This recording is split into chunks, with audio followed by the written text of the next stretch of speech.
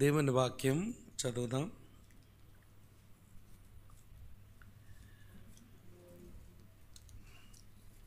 యోహాను వ్రాసిన మొదటి పత్రిక 2వ అధ్యాయం. యోహాను వ్రాసిన మొదటి పత్రిక 2వ అధ్యాయం 18వ వచనం. చిన్న పిల్లలారా, ఇది కడవరి గడియ. క్రీస్తు విరోధి వచ్చునని వింటారు కదా. ఇప్పుడును అనేకులైన క్రీస్తు విరోధులు బయలుదేరి ఉన్నారు. ఇది కడవరి గడి అని దీని చేత తెలుసుకొనుచున్నాము. చిన్నపిల్లలారా, ఇది కడవరి గడియ. ఇది కడవరి గడి అని దీని చేత తెలుసుకొనుచున్నాము. మరో స్థలంలో మరో వాక్యం చదువుదాం. కొరింథీయులకు రాయబడిన మొదటి పత్రిక 15వ అధ్యాయం 57వ వచనం. కొరింథీయులకు రాయబడిన మొదటి పత్రిక 15వ అధ్యాయం 57వ వచనం. అయినను మన ప్రభువైన యేసుక్రీస్తు మూలముగా మనకు జయము అనుగ్రహించుచున్న దేవునికి స్తోత్రము కలుగునుగాక. ప్రభు ఈ వచనాలు మన ధ్యానం కొరకై ఆశీర్వదించునుగాక. మా పరమ తండ్రి, మీకు స్తోత్రాలు చెల్లిస్తున్నాం. భయంకరమైన దుష్ట దినాలలో ఈ కడవరి గడియలో మేము బ్రతుకుతా ఉన్నాం. మా చుట్టూ జరుగుతున్న సంఘటనలు, సంభవాలు నీ కుమారుని రాకకు సమయం ఆసన్నమవుతుందని, అన్నిటి అంతము సమీపం కాబోతుందని మాకు సూచనలు ఇస్తూ ఉండగా, సంజ్ఞలు చేస్తూ ఉండగా, ఈ కడవరి గడియలో ఆయుష్తో ఆరోగ్యంతో బ్రతికి ఉన్న మేము మా ఆధ్యాత్మిక జీవితాలను చక్కబరుచుకోవడానికి మీరు మాకు అనుగ్రహిస్తున్న అవకాశాల కొరకై మీకు స్తోత్రాలు. పరిశుద్ధుడు ఇంకనూ పరిశుద్ధుడుగానే ఉండనిమ్మని, నీతిమంతుడు ఇంకా నీతిమంతుడిగా ఉండనిమ్మని సెలవిచ్చిన దేవుడో, రక్షించబడి నీతిమంతులుగా చేయబడి పరిశుద్ధపరచబడిన మేము నీ కుమారుని రాకకై మేము సంసిద్ధులమై ఎదురు చూడడానికి, ఆయన రాకను త్వరపెట్టడానికి ప్రభువా మాకు తగిన సామర్థ్యం అనుగ్రహించమని ప్రార్థిస్తూ ఉన్నాం. గత 27 దినాలు మీరు ఈ స్థలములో నీ కృపా కార్యాన్ని జరిగించారు.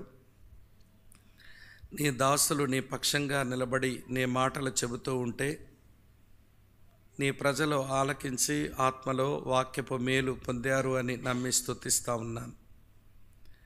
నా వంతుగా ఈ క్రమంలో ఈ 2వ దినం 28వ రోజు నీ సహాయాన్ని కోరుతూ ఉన్నాను. కనికరించి నా నోటికి నీ మాటలు చెప్పే స్వేచ్ఛనిచ్చి, నా మనసుకు మీ తలంపులను అందజేసి, ఈ ప్రజల క్షేమం కొరకు మీరే నన్ను విరిచి వాడుకునమని ప్రార్థిస్తూ ఉన్నాను. మీ విను సంగతులు అవి కేవలం మా జ్ఞాన సముపార్జనకు మాత్రమే కాకుండా అది మా జీవిత అన్వయింపులోనికి రావడానికి మీరు సహాయం చేయండి. తద్వారా మేము మనసు మారి రూపాంతరము నొంది నవీనపరచబడినట్లుగా మా అందరిలో మీ కృపాకార్యం జరిగించమని, నిన్ను, నీ మందిరాన్ని, నీ పిల్లల సావాసాన్ని, నీ వాక్యాన్ని ప్రేమించి ఈ రాత్రి చేరి వచ్చిన ప్రియులందరిని బట్టి మీకు వందనాలు. ఈ సమయం మాకు దీవెనకరంగా చేయము. ఈ మందిర ప్రాంగణమంతా మీ ఆత్మ సంచారం ఉండనిమ్ము. దుష్టుని క్రియలు మీరు లయపరచము. యేసుక్రీస్తు ప్రభు నామంలోనే స్తోత్రాలు చెల్లించి అడిగి వేడుకొని ప్రార్థిస్తున్నాము మా తండ్రి. Amen, amen. ప్రభు నామంలో ప్రియులైన సహోదర సహోదరులకు ప్రభువును రక్షకుడైన యేసుక్రీస్తు వారి ఉన్నత నామంలో శుభాలు తెలియచేస్తూ ఈ రెండవ దినం నా వంతుగా కడవరి గడియ జై జీవితం అనే శీర్షిక కింద రెండవ సందేశం మీకు ఈ రాత్రి చెప్పనై ఉన్నాను. ప్రస్తుతం మన జీవిస్తున్న ఈ గడియలు కడవరి గడియలు. ప్రభు అయిన యేసుక్రీస్తు వారు ఈ భూమి మీద ఉన్నప్పుడు కడవరి గడియలను గుర్తించడానికి మూడు వైపులా చూచి సూచనలు తెలుసుకోమని చెప్పారు. ఆ సంగతి నేను రాత్రే మీతో చెప్పాను. కడవరి గడియలను మనం గుర్తించు నిమిత్తం లోకములోనికి చూడాలి, సంఘములోనికి చూడాలి. అలాగనే ప్రియులారా, ఇశ్రాయేలీలోని కూడా చూడాలి. ఏం జరుగుతుంది లోకంలో, ఏమి జరుగుతుంది సంఘంలో, ఏమి జరుగుతుంది ఇశ్రాయేలీలలో అనే వాటిని మనం చూస్తూ ఉన్నప్పుడు గడియలను కొంచెం అర్థం చేసుకోవడానికి వీలుంటుంది అని ప్రభు చెప్పారు. కాబట్టి నిన్న మనం లోకములో సూచనలు చూసాము, సంఘములో సూచనలు చూసాము, ఇశ్రాయేల్లో కూడా సూచనలు మనం చూస్తూ వచ్చాం. ఈరోజు కూడా కొంచెం ఆ సూచనలు మీకు జ్ఞాపకం చేస్తాను. నిన్న లోకములో 2, సంఘములో 2, ఇశ్రాయేలీల్లో 2 అది చూడడానికి మనకు వీలు పడింది. ఈరోజు కూడా ఆ క్రమంలోనే లోకములో మరొక 2 సూచనలు మీకు చూపిస్తాను. చూడండి. జకర్యా గ్రంథం 8వ అధ్యాయం 10వ వచనం. ఇది వరల్డ్ సైన్స్, లోకములో కనబడే సూచనలు. జకర్యా గ్రంథం 8వ అధ్యాయం 10వ వచనం ఇలా రాసి ఉంది. జకర్యా గ్రంథం 8వ అధ్యాయం నేను చదువుతున్నాను. 10వ వచనం ఇలా ఉంది. ఆ దినములకు ముందు మనుషులకు కూలి దొరకకయుండెను, పశువుల పనికి బాడిగ దొరకకపోయెను, తన పని మీద పోవువానికి శత్రుభయం చేత నెమ్మది లేకపోయెను. ఏలయనగా ఒకరి మీదకొకరిని నేను రేపుచుంటిని అన్నాడు. కడవరి గడియల్లో కనబడేదేంటి అని అంటే లేబర్ ప్రాబ్లమ్స్, కూలి పనివారి సమస్య. ఆ దినములలోనంట మనుషులకు కూలి దొరకటం లేదు, పశువులకు కూడా బాడిగ దొరకడం లేదట. ఈ విషయాన్ని యాకోబు కూడా తన పత్రికలో వ్రాయటం మనం చూస్తాం. యాకోబు రాసిన పత్రిక 5వ అధ్యాయం 4వ వచనంలో అంచె దినాల్లో, కడవరి దినాలలో పని దొరకడమే కష్టం. ఒకవేళ పని దొరికినా కానీ దానికి తగిన వేతనం ఇవ్వకుండా ప్రపంచమంతా శ్రమదోపిడీ జరుగుతుంది. రోజుకి 8 గంటలే మా దగ్గర పని చెయ్యాలి అని చెప్పి కూడా రోజుకు ప్రియులారా 10-11 గంటలు పని చేయించుకొని దానికి తగిన వేతనం ఇవ్వకుండా మనుషులను నిష్ఠూర పెడతారు, మనుషులను విసిగిస్తూ ఉంటారు. దాదాపు ఆ పరిస్థితుల్లోనికే మనం చేరుకుంటున్నాం. సంపన్న దేశాలు చేస్తున్న పని అదే, అభివృద్ధి చెందని దేశాలు చేస్తున్న పని కూడా అదే. పని చేసుకుందామంటే పని దొరకడం లేదు. పోనీ కష్టపడి పని చేస్తే దానికి తగిన వేతనం వస్తుందా అంటే తగిన వేతనాలు కూడా ఇవ్వటం లేదు. ఇవే లేబర్ ప్రాబ్లమ్స్ అంటే. యాకోబు కూడా రాశాడు. యాకోబు రాసిన పత్రిక 5వ అధ్యాయం 4వ వచనంలో ధనవంతులను సంబోధించి మాట్లాడుతూ ఇలాగన్నాడు. ఇదిగో మీ చేలు కోసిన పనివానికి ఇయ్యక మీరు మోసముగా బిగబట్టిన కూలి మొర్రపెట్టుచున్నది. మీ కోతవారి కేకలు సైన్యములకు అధిపతియగు ప్రభు యొక్క చెవులో జొచ్చియున్నవి.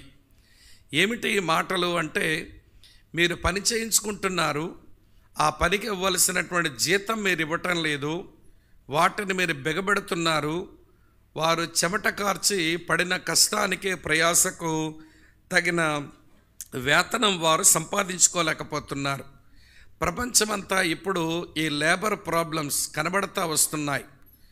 ఎంప్లాయ్మెంట్ దొరకదు, ఒకవేళ దొరికిన ఎంప్లాయ్మెంట్ చేసుకుంటే దానికి రావలసిన జీతం కూడా ఏమండి పై వాళ్ళు వారి చేతిలో పెట్టడం లేదు. సరే, ఇదొక సమస్య ఇలా కనబడుతూ ఉంటే దానియేలు మరొక మాట అన్నాడు, అది కూడా చూపిస్తాను. ఇది కూడా లోకములో ఉన్న సూచనలే. ఇవి లోకములో కనబడుతున్న సూచనలు. నిన్న చూసాము పాప విస్తరణ కనబడుతుంది, నిన్న చూసాము కరువులు, భూకంపాలు, ప్రకృతి వైపరీత్యాలు కనబడుతున్నాయి. ఈరోజు మనం చూస్తున్నాము కూలివారి సమస్యలు కనబడతా ఉన్నాయి. దానియేలు గ్రంథం 12వ అధ్యాయం 4వ వచనంలో దానియేలు కూడా ఒక సూచన రాశాడు. ఇక్కడ దానియేలు గ్రంథం 12వ అధ్యాయం 4వ వచనం చదువుతాను, వినండి. దానియేలు, నీవు ఈ గ్రంథపు మాటలను మరుగు చేసి అంత్యకాలం వరకు ఈ గ్రంథమును ముద్రింపము.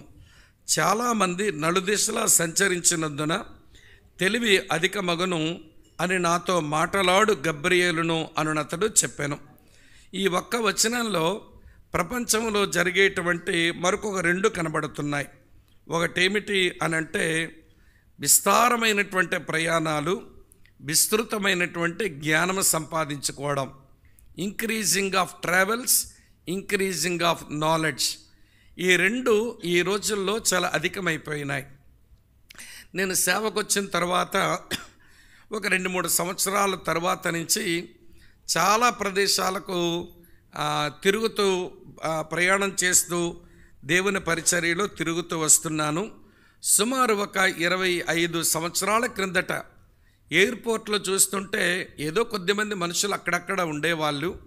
ఏమండి, ఏరోప్లైన్స్ కూడా కొంచెం కొంచెంగానే ఉండేవి ఆ దినాల్లో.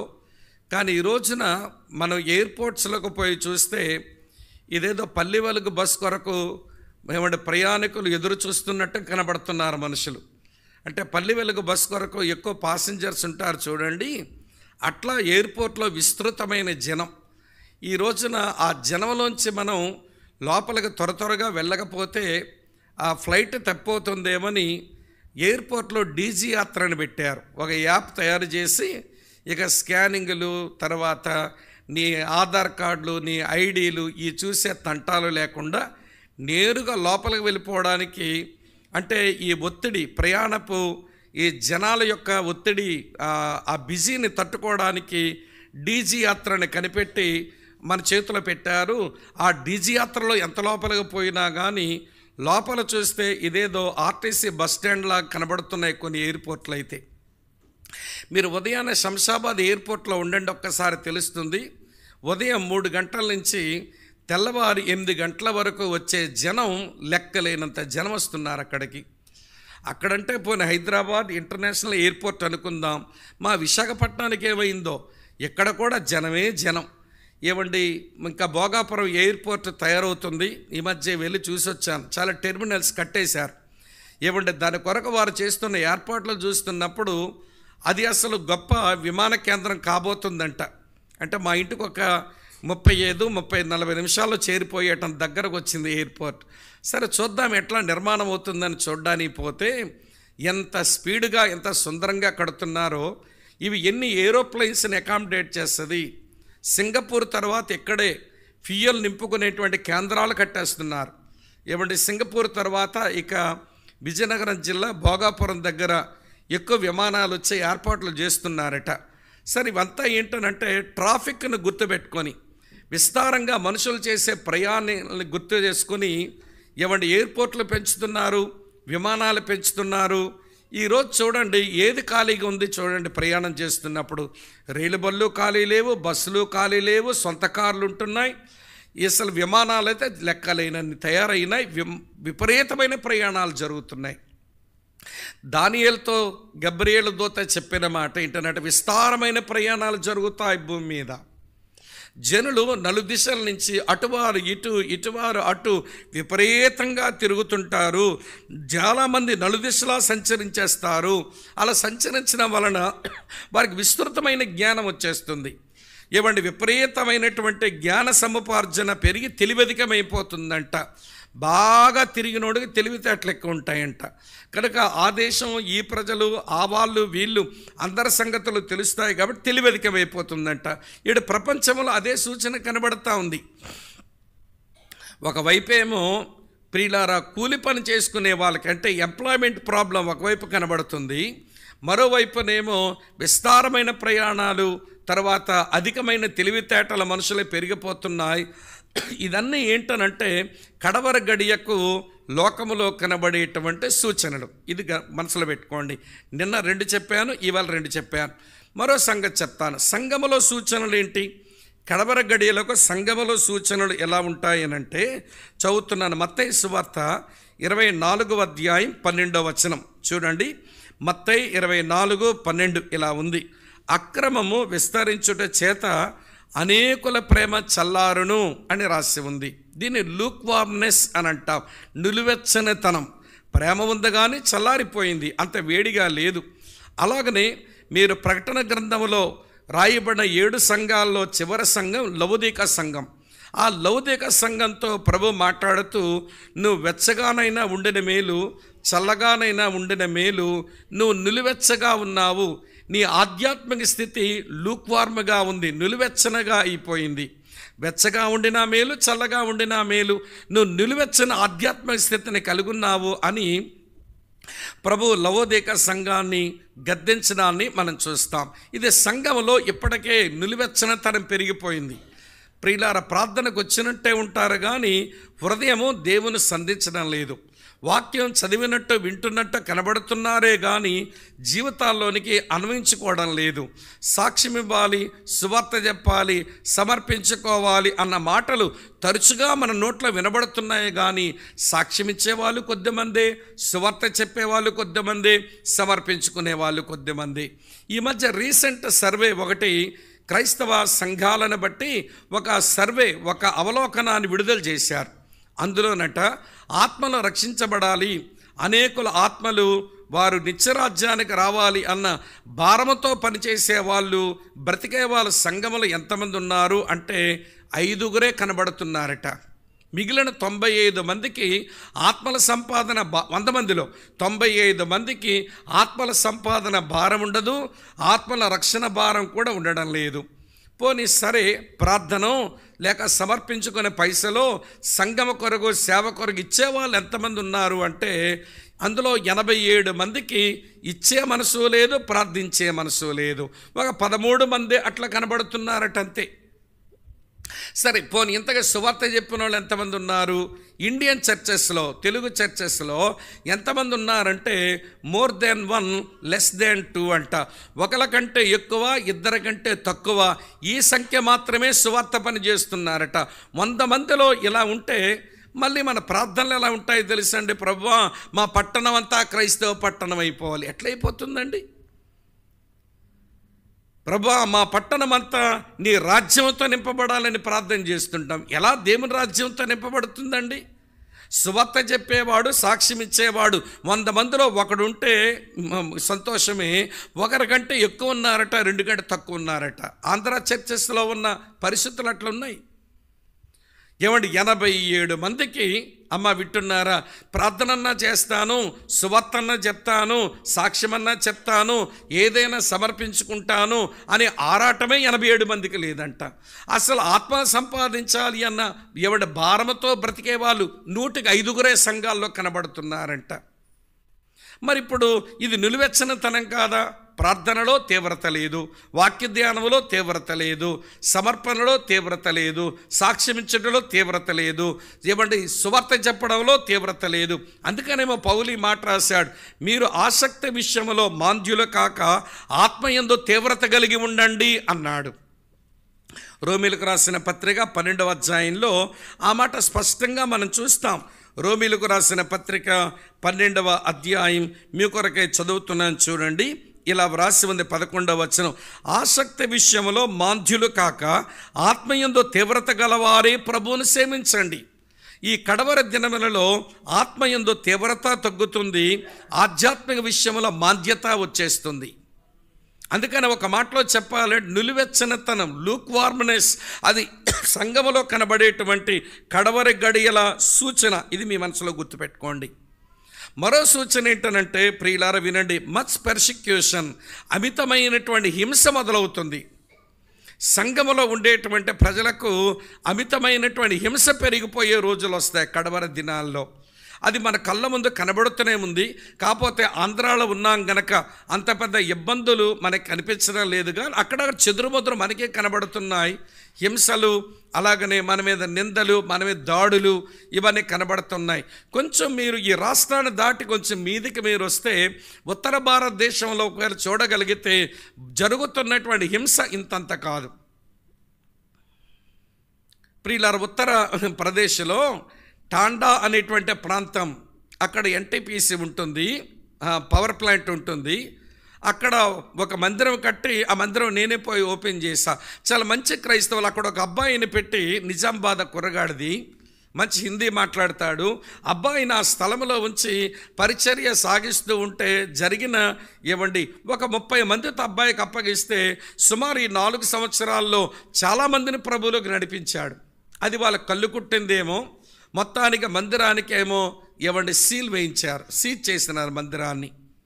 సుమారు 8 నెలలుగా మందిరం తెరవటం లేదు, ఆరాధన చేసుకోలే, ఎంతకాలం ఊరుకుంటాం, సరే కలెక్టర్ గారి దగ్గరికి వెళ్దామని చెప్పి మీరు నేరుగా కలెక్టర్ గారి దగ్గరికి వెళ్తే కలెక్టర్ గారు అన్నారు, మీరు పోలీసుల దగ్గరికి వెళ్ళి రిపోర్ట్ చేయండి అని చెప్తే వీళ్ళు పోలీస్ స్టేషన్ వెళ్ళేసరికి ఆల్రెడీ పోలీస్ స్టేషన్లో వెళ్ళిన 2 మీద ఎఫ్ఐఆర్ ఫైల్ అయిపోయింది. అంటే కలెక్టర్ ఆల్రెడీ, వినండి, అక్కడ పోలీసు వారికి ఇంటిమేట్ చేయగానే పోకరి వాళ్ళు కొంతమందిని పిలిచి వీళ్ళు బలవంత మత మార్పిడి చేస్తున్నారని కేసు రిజిస్టర్ చేసేసినారు. అప్పుడే వీళ్ళు 10,000 ఒక్కొక్కరికి ఇస్తామన్నారట. యేసుప్రభు నమ్ముకుంటే మెడలోనేమో యేసుప్రభు లాకెట్లు బలవంతంగా వేసేసారంట. తర్వాతనేమో మీరు మతం మార్చుకుంటే మీకు అది ఇస్తాము, ఇది ఇస్తాము, మీ పిల్లల ఫీజులు కడతామని వీళ్ళు చెప్పినారని చెప్పి అన్ని బోగస్ మాటలు, అన్నీ అబద్ధాలే. అసలు నీ మతం మీద మమకారం ఉండడం తప్పని చెప్పడం లేదు, కానీ వేరొక మత విశ్వాసం ఉన్న వారిని ఇబ్బంది పెట్టడానికి ఇన్ని అబద్ధాలైనటువంటి ఆ మతస్థులకు వాళ్ళ మతములో నిజాయితీ ఉండదా, యథార్థత ఉండదా?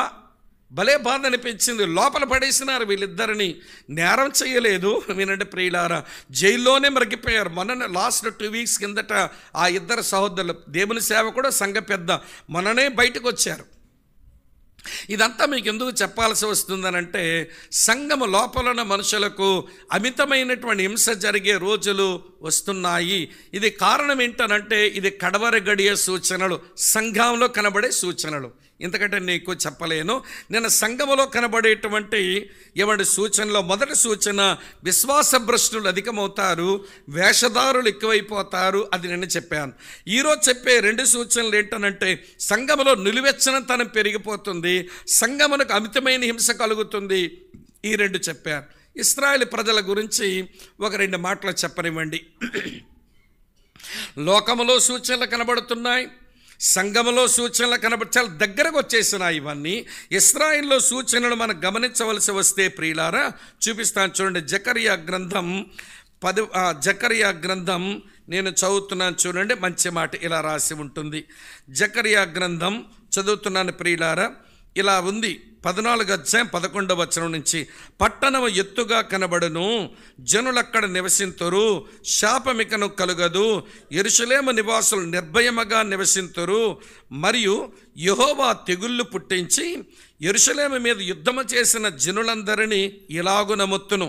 వారు నిలిచి ఉన్నపాటునే వారి దేహములు కుళ్ళిపోవును, వారి కను తొర్రల్లోనే ఉండియే కుళ్ళిపోవును, వారి నాలుకలు నోలలో ఉండియే కుళ్ళిపోవును. ఏంటిదంతా? ప్రియులారా, ఇశ్రాయేలు ప్రజల మధ్య, ఇశ్రాయేలు ప్రజలకు దేవుడు ఏదో చేయబోతున్నాడు. పడిపోయిన దావీదు గుడారాన్ని లేపుతాను, నిలబెడతాను అని చెప్పిన దేవుడు తన ప్రజలను పునరుద్ధరిస్తాడట. అది జరుగుతూ ఉంది. వారికి వ్యతిరేకంగా నిలిచినటువంటి శత్రువులు, వారికి సంభవించే పరిస్థితులు, వారి దేహాలు నిలువున అలా కుళ్ళిపోతాయంట. వారి కను తొర్రల్లోనే కుళ్ళిపోతాయంట. ప్రియులారా, ఈ మాటలు చదువుతుంటే ఏమన్నా నాలుకలంట నోలలో ఉంటుండగానే లోపల కుళ్ళిపోతాయంట. ప్రియులారా, మనం చూస్తున్నటువంటి ఈ న్యూక్లియర్ వార్, అణుయుద్ధాలు మనం చూస్తున్నప్పుడు మనుషులకు జరిగేది అదే ఇక రాబోతున్న రోజుల్లో. కాబట్టి ఇవన్నీ మనకేమి నేర్పిస్తున్నాయనంటే, ఇశ్రాయేలీల్లో ఇది కడవరి గడియలు అన్న సూచనలు వినిపిస్తున్నాయి, గంట కొడుతున్నాయి. అవి ఇటు సంఘంలో జరుగుతున్న పరిస్థితులు, ఇది కడవరి గడియలు అనేటువంటి గంటను మారుమ్రోగేలా దేవుడు చేస్తున్నాడు.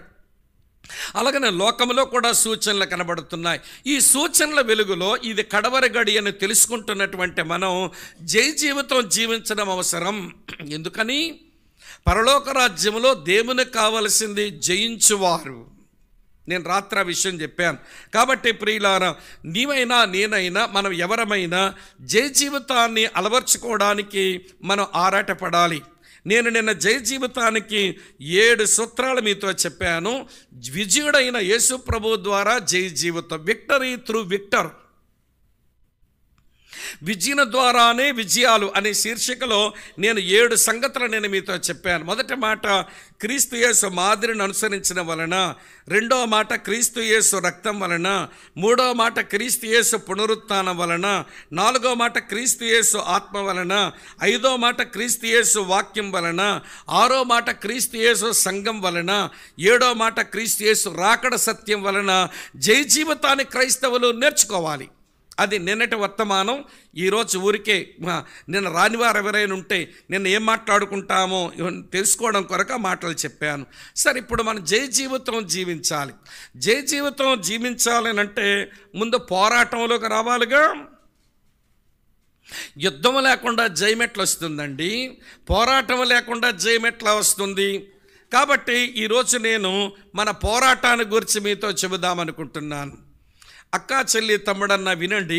మన పోరాట జీవితంలో ఒక విషయం మీరు తెలుసుకోవాలి. అదేంటనంటే మన శత్రువు ఎవరో మనకు తెలియాలి. నో యువర్ ఎనిమీ, అది చాలా ప్రాముఖ్యమైన విషయం. మన శత్రువు ఎవరో మనకు తెలియకపోతే మన రాంగ్ పర్సన్తో, రాంగ్ ఆబ్జెక్ట్తో మనం పోరాటాలు చేస్తే మనమే నష్టపోతాం. నేను జ్ఞాపకం చేస్తాను, వినండి. మంచి ఉదాహరణ జ్ఞాపకం వస్తుంది. సౌలుకు యుద్ధాలు చేయవలసిన పనిలో దేవుడు పెట్టాడు. సౌలు పోరాట జీవితమే జీవించాలి. ఇశ్రాయేలు మొట్టమొదటి రాజుగా. నువ్వు చేతనైతే ఎవరితో యుద్ధం చెయ్యాలి? కనానీయులతో యుద్ధం చెయ్యు, హిత్తీయులతో యుద్ధం చెయ్యు, హివ్వీలతో యుద్ధం చెయ్యు, తర్వాత గిర్గేషీలతో యుద్ధం చెయ్యు, లేదా పెరిజ్జీలతో యుద్ధం చెయ్యు, లేదా అమోరీలతో యుద్ధం చెయ్యు, లేదా యెబూసీలతో యుద్ధం చెయ్యు, లేదా ఫిలిస్తీన్లతో యుద్ధం చెయ్యు, లేదా మోయాబీలతో యుద్ధం చెయ్యు, లేదా అమ్మోనీలతో యుద్ధం చెయ్యు. ఆ కనాను దేశంలో మిగిలిన, వినండి, దేవునికి శత్రువులుగా నిలిచిన ఆ తెగలతో యుద్ధం చేయడానికి దేవుని యుద్ధాల కొరకు సౌలును దేవుడు ఉంచితే, దేవుని యుద్ధాలు చేయటం మొదలుపెట్టి ముందు ఫిలిస్తీన్లతో యుద్ధం చేశాడండి. పూర్తి విజయమేమి రాలేదు. తర్వాత అమాలేకీయులతో యుద్ధం చేశాడండి. అక్కడ కూడా దేవుడు జయమిచ్చాడు, కానీ దేవుడు చెప్పినట్లుగా చేయలేదు.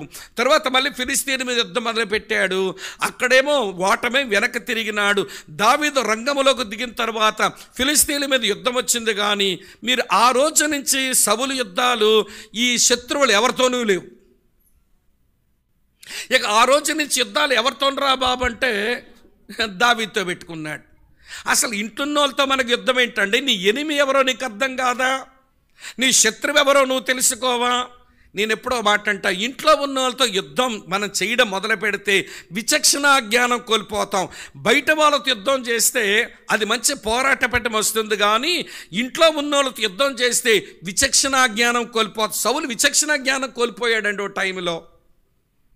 తన కొడుకైన యోనాతాన్తో మాట్లాడుతుంటాడు, అభిషక్తుడు, ఇశ్రాయేలుకు మొట్టమొదటి రాజు, ప్రవక్తలలో ఈయన కూడా ఒకడా అనిపించుకున్న ఈ పెద్ద మనిషి తన కుమారుడైన యోనాతాను మీద కోపడంటాడు, ఆగడగొట్టు దాని కొడుక, నీకు నువ్వు నీ తల్లి మానమునకు సిగ్గు కలుగునట్లుగా నువ్వు యెష్షై కుమారుడు దావీదుతో స్నేహం చేసిన సంగతి నాకు తెలియదు అనుకుంటున్నావురా? ఒరే అభిషక్తుడివి, ఇశ్రాయేలుకు మొట్టమొదటి రాజువి, నీ కొడుకుని తిట్టాలంటే తిట్టుకోరాదా? వాళ్ళ అమ్మజోలికి ఎందుకు వెళ్తావు? ఈ మగాళ్ళకున్న మైదర్ రోగం అదే. పిల్లల్ని తిట్టాలి అనుకుంటే వాళ్ళ అమ్మలకేసిపోతారు.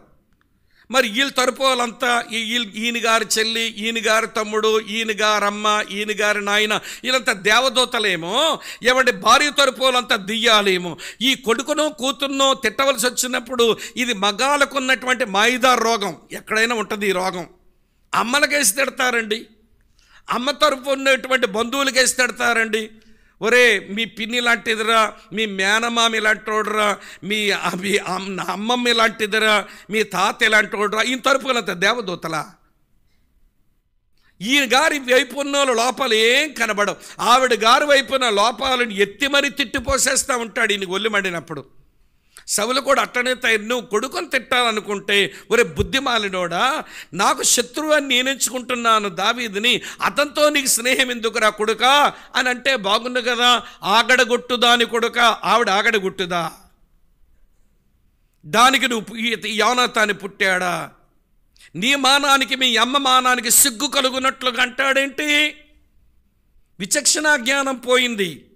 ఎవరితో యుద్ధాలు చెయ్యాలో చేయటం మానేసి ఇంట్లో ఉన్న వాళ్ళతో యుద్ధాలు పెట్టుకుంటే విచక్షణ జ్ఞానం కోల్పోతారు మనుషులు. ఇది నగ్న సత్యం. మనమైనంతే. ఎవడు పోరాడవలసిన వాళ్ళతో పోరాడడం మానేసి సంఘంలో ఉన్న మన సహోదరి సహోదరులతోనో మన కుటుంబ సభ్యులతోనో మన పోట్లాటలు పెట్టుకుంటే విచక్షణ జ్ఞానం కోల్పోయి ఏం మాట్లాడతామో తెలియదు, ఏం ఆలోచిస్తామో తెలియదు, ఒత్తిడికి లోనైపోతుంది మనసు. అది మీ మనసులో పెట్టుకోండి. అందుకని ముందు అంటున్నాను, మన పోరాట జీవితంలో ముందు మనం ఎరగవలసింది ఏంటనంటే నో యువర్ ఎనిమీ. నీ శత్రువు ఎవరో తెలుసుకో. వింటున్నారా అండి? పౌలు చాలా స్పష్టంగా చెప్పాడు, మన పోరాడింది శరీరులతో కాదు. చెప్పాడా? ఎఫెసీ పత్రిక 6వ అధ్యాయంలో మన పోరాడేది శరీరులతో కాదు. శరీరం ఉన్న మనిషి నీకు శత్రువు కాదు. శరీరంతో ఉన్న మనిషితో నువ్వు యుద్ధాలు చెయ్యొద్దు. ఇప్పుడు చెప్తాను వినండి. క్రైస్తవులకు ఉన్నది ముగ్గురు శత్రువులు. ఈ ముగ్గురు శత్రువులు మొదట దేవునికి శత్రువులు. బాగా గుర్తుపెట్టుకోండి, చచ్చేవారు గుర్తుపెట్టుకోండి. ఈ ముగ్గురు మనకు శత్రువులు ఎందుకు అయ్యారంటే మొదట మనల్ని సృజించిన దేవునికి శత్రువులు అయినారు ఈ ముగ్గురు. చెప్తాను వినండి. దేవునికి శత్రువు లోకం. ఏంటమ్మా దేవుని శత్రువు ఎవరు? లోకం. లోకములో ఉన్నది శరీరాశ, నేత్రాశ, జీవపడంబం. ఇవి తండ్రి వలన పుట్టినవి కాదు అన్నాడు. మరి తండ్రి వలన ఏం పుడతాయి అంటే విశ్వాసము, ప్రేమ, నిరీక్షణ తండ్రి వలన పుడతాయి. ఈ లోకములో తండ్రి వలన మనుషుల్లో పుట్టేవి విశ్వాసము, నిరీక్షణ, ప్రేమలో తండ్రి వలన పుడతాయి. నేత్రాశ, శరీరాశ, జీవపడంబం లోకములో పుట్టున్నాయి. అవి తండ్రి వలన పుట్టినవి కాదు. అందుకని దేవునికి శత్రువు ఎవరంటే లోకం. గుర్తుపెట్టుకోండి. నెంబర్ 2, యేసుక్రీస్తు శత్రువు ఎవరంటే సాతానుడు. యేసుక్రీస్తు శత్రువు ఎవరంటే సాతానుడు. తరువాత పరిశుద్ధాత్మ దేవునికి శత్రువు ఎవరంటే నీ శరీరమే. ఈ 3 గుర్తుపెట్టుకోండి.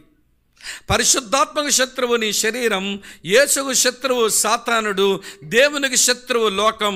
ఈరోజున క్రైస్తవుడు పోరాటం చేస్తే పోరాటం ఎవరితో అయి ఉండాలంటే వినండి, లోకముతోనూ సాతానుతోనూ మన శరీరంతో మన పోరాడి మనం గెలవాలి.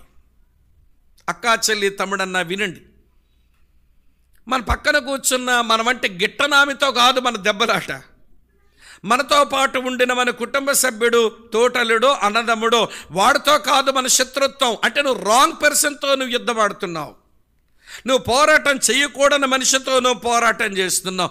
నీ పోరాటం దేవుని శత్రువైన లోకంతో, మన పోరాటం యేసుకు శత్రువైన సాతానుతో, మన పోరాటం ఆత్మకు శత్రువైన ఈ శరీరంతో. ఈ మూడింటితో పోరాటం చేయడం వస్తే వినండి ప్రియులారా, మన సరైనటువంటి పోరాటంలో ఉన్నట్టు లెక్క.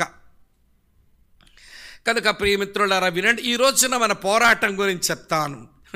ఎలాగ పోరాటం చేస్తే జయ జీవితం ఈ కడవర దినములలో మన సొంతమవుతుందో ఈరోజు కూడా ఒక 7 సంగతులు మీ ముందు పెడతాను. నిన్న ఒక 7 విషయాలు ఎట్లా చెప్పినానో ఈరోజు కూడా ఒక 7 సంగతులు చెప్తాను. మన పోరాటంలో వినండి, సరైన పోరాటం చేస్తూ విజయవంతమైన జీవితం జీవించడానికి ఒక 7 ప్రాముఖ్యమైన తలంపులు మీ ముందు పెట్టాలని తలుస్తా ఉన్నాను. నెంబర్ 1, మొట్టమొదటి విషయం మీరు గమనించి, మన పోరాటములు ఉన్నామని మర్చిపోకండి. మీకు మంచి విషయం చెప్పనా? పరిచర్య, పోరాటం హ్యాండ్ ఇన్ హ్యాండ్ కలిసి ఉంటాయి. ఎప్పుడు పరిచర్య, పోరాటం ఒకదానితో కలిసి నడుస్తాయి. ఇవి యేసయ్య ఇలాగన్నారు. మత్తయి సువార్త 16వ అధ్యాయం 18వ వచనంలో, నేను నా సంఘమును కట్టుదును, పాతాళ లోక ద్వారములు దాని ఎదుట నిలవనేరవు. బిల్డింగ్ పని నేను చేస్తున్నాను, పక్కనే బ్యాటిల్ రెడీగా ఉంది. పరలోకముతో నా సంఘానికి బ్యాటిల్ ఉంది, పోరాటం ఉంది. అమ్మ వింటున్నారా? నేను కడుతున్నాను, బిల్డ్ చేస్తున్నాను. నేను బిల్డ్ చేస్తున్న సంఘం ఎవడ పరలోక ద్వారాల ముందు నిలబడి అందులోకి మనుషులు ఎవరు వెళ్లకుండా పాతాళంలోకి లాగేయాలి ఈ సంఘం. ఆలకిస్తున్నారా?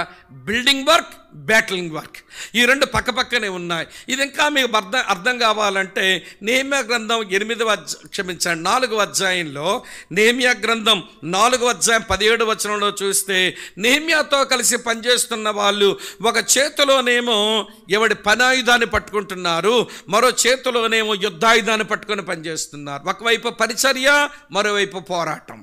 చదువుతాను, వినండి, ఆ మాట బాగుంటుంది. నెహెమ్యా గ్రంథం 4వ అధ్యాయం 17వ వచనం మీ కొరకే చదువుతున్నాను, వినండి ప్రియులారా. నెహెమ్యా గ్రంథం 4వ అధ్యాయం 17వ వచనం. గోడలు కట్టువారును, బరువులు మోయువారును, బరువులు ఎత్తువారును ఒక్కొక్కరు ఒక చేతితో పనిచేసి ఒక చేతితో ఆయుధం పట్టుకొని ఉండిరి. ఒక చేతితో పని, మరో చేతితో పోరాటం అలవాటు చేసుకున్నారు వాళ్ళు. అందుకనే ప్రియులారా ఆ యెరూషలేము ప్రాకారాలను ప్రియులారా చాలా అద్భుతంగా కట్టి ముగించగలిగినారు. కనుక క్రైస్తవులమైన మనం ఈ మాట నమ్మాలి. ఏంటనంటే ఒకవైపు దేవుడు మనకిచ్చినటువంటి పని పరిచర్య, మరోవైపు మనము పోరాటం, ఈ రెండు హ్యాండ్ ఇన్ హ్యాండ్ కలిసి ఉంటాయి. అయితే పోరాటంలో మనం జయించాలనంటే మన శక్తి, మన సామర్థ్యం చాలదు. ప్రభు ఒక మాట అన్నాడు. ఏమన్నాడనంటే జకరియా గ్రంథం 4వ అధ్యాయం 6-7 వచనాల్లో ప్రభు ఇలాగన్నాడు, శక్తి చేత కాదు, బలము చేత కాదు, నా ఆత్మ ద్వారానే దీన్ని నేను చేస్తాను. ఓ గొప్ప పర్వతమా, జెరుబ్బాబెలు అడ్డగించు, నువ్వు ఏ పాటి దానివి, చదును భూమి అయిపోతావు అన్నాడు. ఏమిటా గొప్ప పర్వతం అంటే దేవుని పరిచర్యకు అడ్డం పడుతున్న మాదీ పారసీకుల సామ్రాజ్యమే గొప్ప పర్వతం. అడ్డేస్తున్నది, దేవుని పని జరగకుండా ఆటంకపరుస్తుంది. మీరు మందిరం కట్టడానికి వీల్లేదని తాకీదులు పంపించింది. దేవుడు అంటున్నాడు, జెరుబ్బాబెలు చేతులు ఏమండి ఈ పనికి పునాది వేశాను, ఆయన చేతులు ఈ పని చేసి ముగిస్తాయి. అయితే శక్తి చేత కాదు, బలము చేత కాదు, నా ఆత్మ ద్వారానే ఇది జరుగుద్ది అన్నాడు. గొప్ప పర్వతాలు దేవుని పనికి వ్యతిరేక చాలా నిలిచాయండి. దేవుడు ప్రతి పర్వతాన్ని నూర్చేశాడు, ప్రతి పర్వతాన్ని తుత్తినీలుగా చేశాడు, ప్రతి పర్వతాన్ని ధూళిలాగా చేశాడు, గాలికి ఎగిరిపోయినట్లుగా చేశాడు. దేవుని పనికి వ్యతిరేకంగా నిలబడిన ఐగుప్తు సామ్రాజ్యం ఏమైంది? దేవుని పనికి వ్యతిరేకంగా నిలబడిన సిరియా సామ్రాజ్యం ఏమైంది? దేవుని పనికి వ్యతిరేకంగా నిలబడిన బబులోను సామ్రాజ్యం ఏమైంది? దేవుని పని వ్యతిరేకంగా నిలబడిన అశ్షూరీల సామ్రాజ్యం ఏమైంది? దేవుని పనికి వ్యతిరేకంగా నిలబడిన మాదీ పారసీకుల సామ్రాజ్యం ఏమైంది? దేవుని పని వ్యతిరేకంగా నిలిచిన గ్రీకులు ఏమయ్యారు? దేవుని పని వ్యతిరేకంగా నిలిచిన రోమీలు ఏమయ్యారు? దేవుని పని వ్యతిరేకంగా నిలిచిన వినండి బ్రిటిష్ వారు ఏమయ్యారు? అంతకంటే ముందు దేవుని పని వ్యతిరేకంగా నిలిచిన ఆటోమన్ ఎంపైర్ ఏమైంది? ఓ గొప్ప పర్వతాల్లారా, చదును భూమి అయిపోతారు, పొట్టులాగా ఎగిరిపోయేలా చేస్తా మిమ్మల్ని అని దేవుడు చెప్పి ఇన్ని సామ్రాజ్యాలను తుత్తునీలుగా చేశాడండి. ఏ సామ్రాజ్యం దేవుని పనికి అడ్డం పడింది? ఏది నిలిచింది? ఐగుప్తు సామ్రాజ్యం ఎర్ర సముద్రంలో మునిగి శవాలుగా తేలిపోలేదా? వినండి ప్రియులారా, సిరియన్లంతా వాళ్ళు కొట్టుకు చావలేదా? అశ్షూరీలంతా దేవదూత చేత మొత్తబడి వాళ్ళు చావలేదా? బబులోనీయులు ప్రియులారా పిచ్చెక్కిపోయి ఎవడి పశువులాగా గడ్డి మేసి వాళ్ళ తర్వాత వచ్చిన వాళ్ళు ఒక రాత్రి చేస్తే వాళ్ళ సామ్రాజ్యం మాదీ పారసీకుల కిందకి వెళ్ళిపోలేదా? ఇవన్నీ మీకు ఎందుకు చెప్పానంటే పరిచర్య, పోరాటం ఈ రెండు పక్కపక్కనే ఉంటాయి. కనుక దేవుని పిల్లలమైన మనం దేవుని పని, దేవుని పరిచర్యలో ఉంటూ మరోవైపు మన పోరాటాలు చేసుకుంటూ పోవాలి. అయితే పోరాటంలో విజయాలు ఎట్లా వస్తాయి అంటే ఒకటే మాట, ఆయన శక్తితో వస్తాయి. శక్తి చేత కాదు, బలము చేత కాదు, మీ శక్తి కాదు, మీ బలము, నా ఆత్మ ద్వారా నేను జరిగిస్తా ఈ పని అని అన్నాడు. ఆయన ఇదివరకు చేసి చూపించాడు. గతంలో జరిగినవి ఇవన్నీ నేటి దినముల్లో బ్రతుకుతున్న మనకు భవిష్యత్తుకు అది మాదిరి. గతంలో జరిగినవన్నీ వర్తమాన కాలంలో జీవిస్తున్న మనకు మన భవిష్యత్తుకు అది ఒక మంచి మోడల్.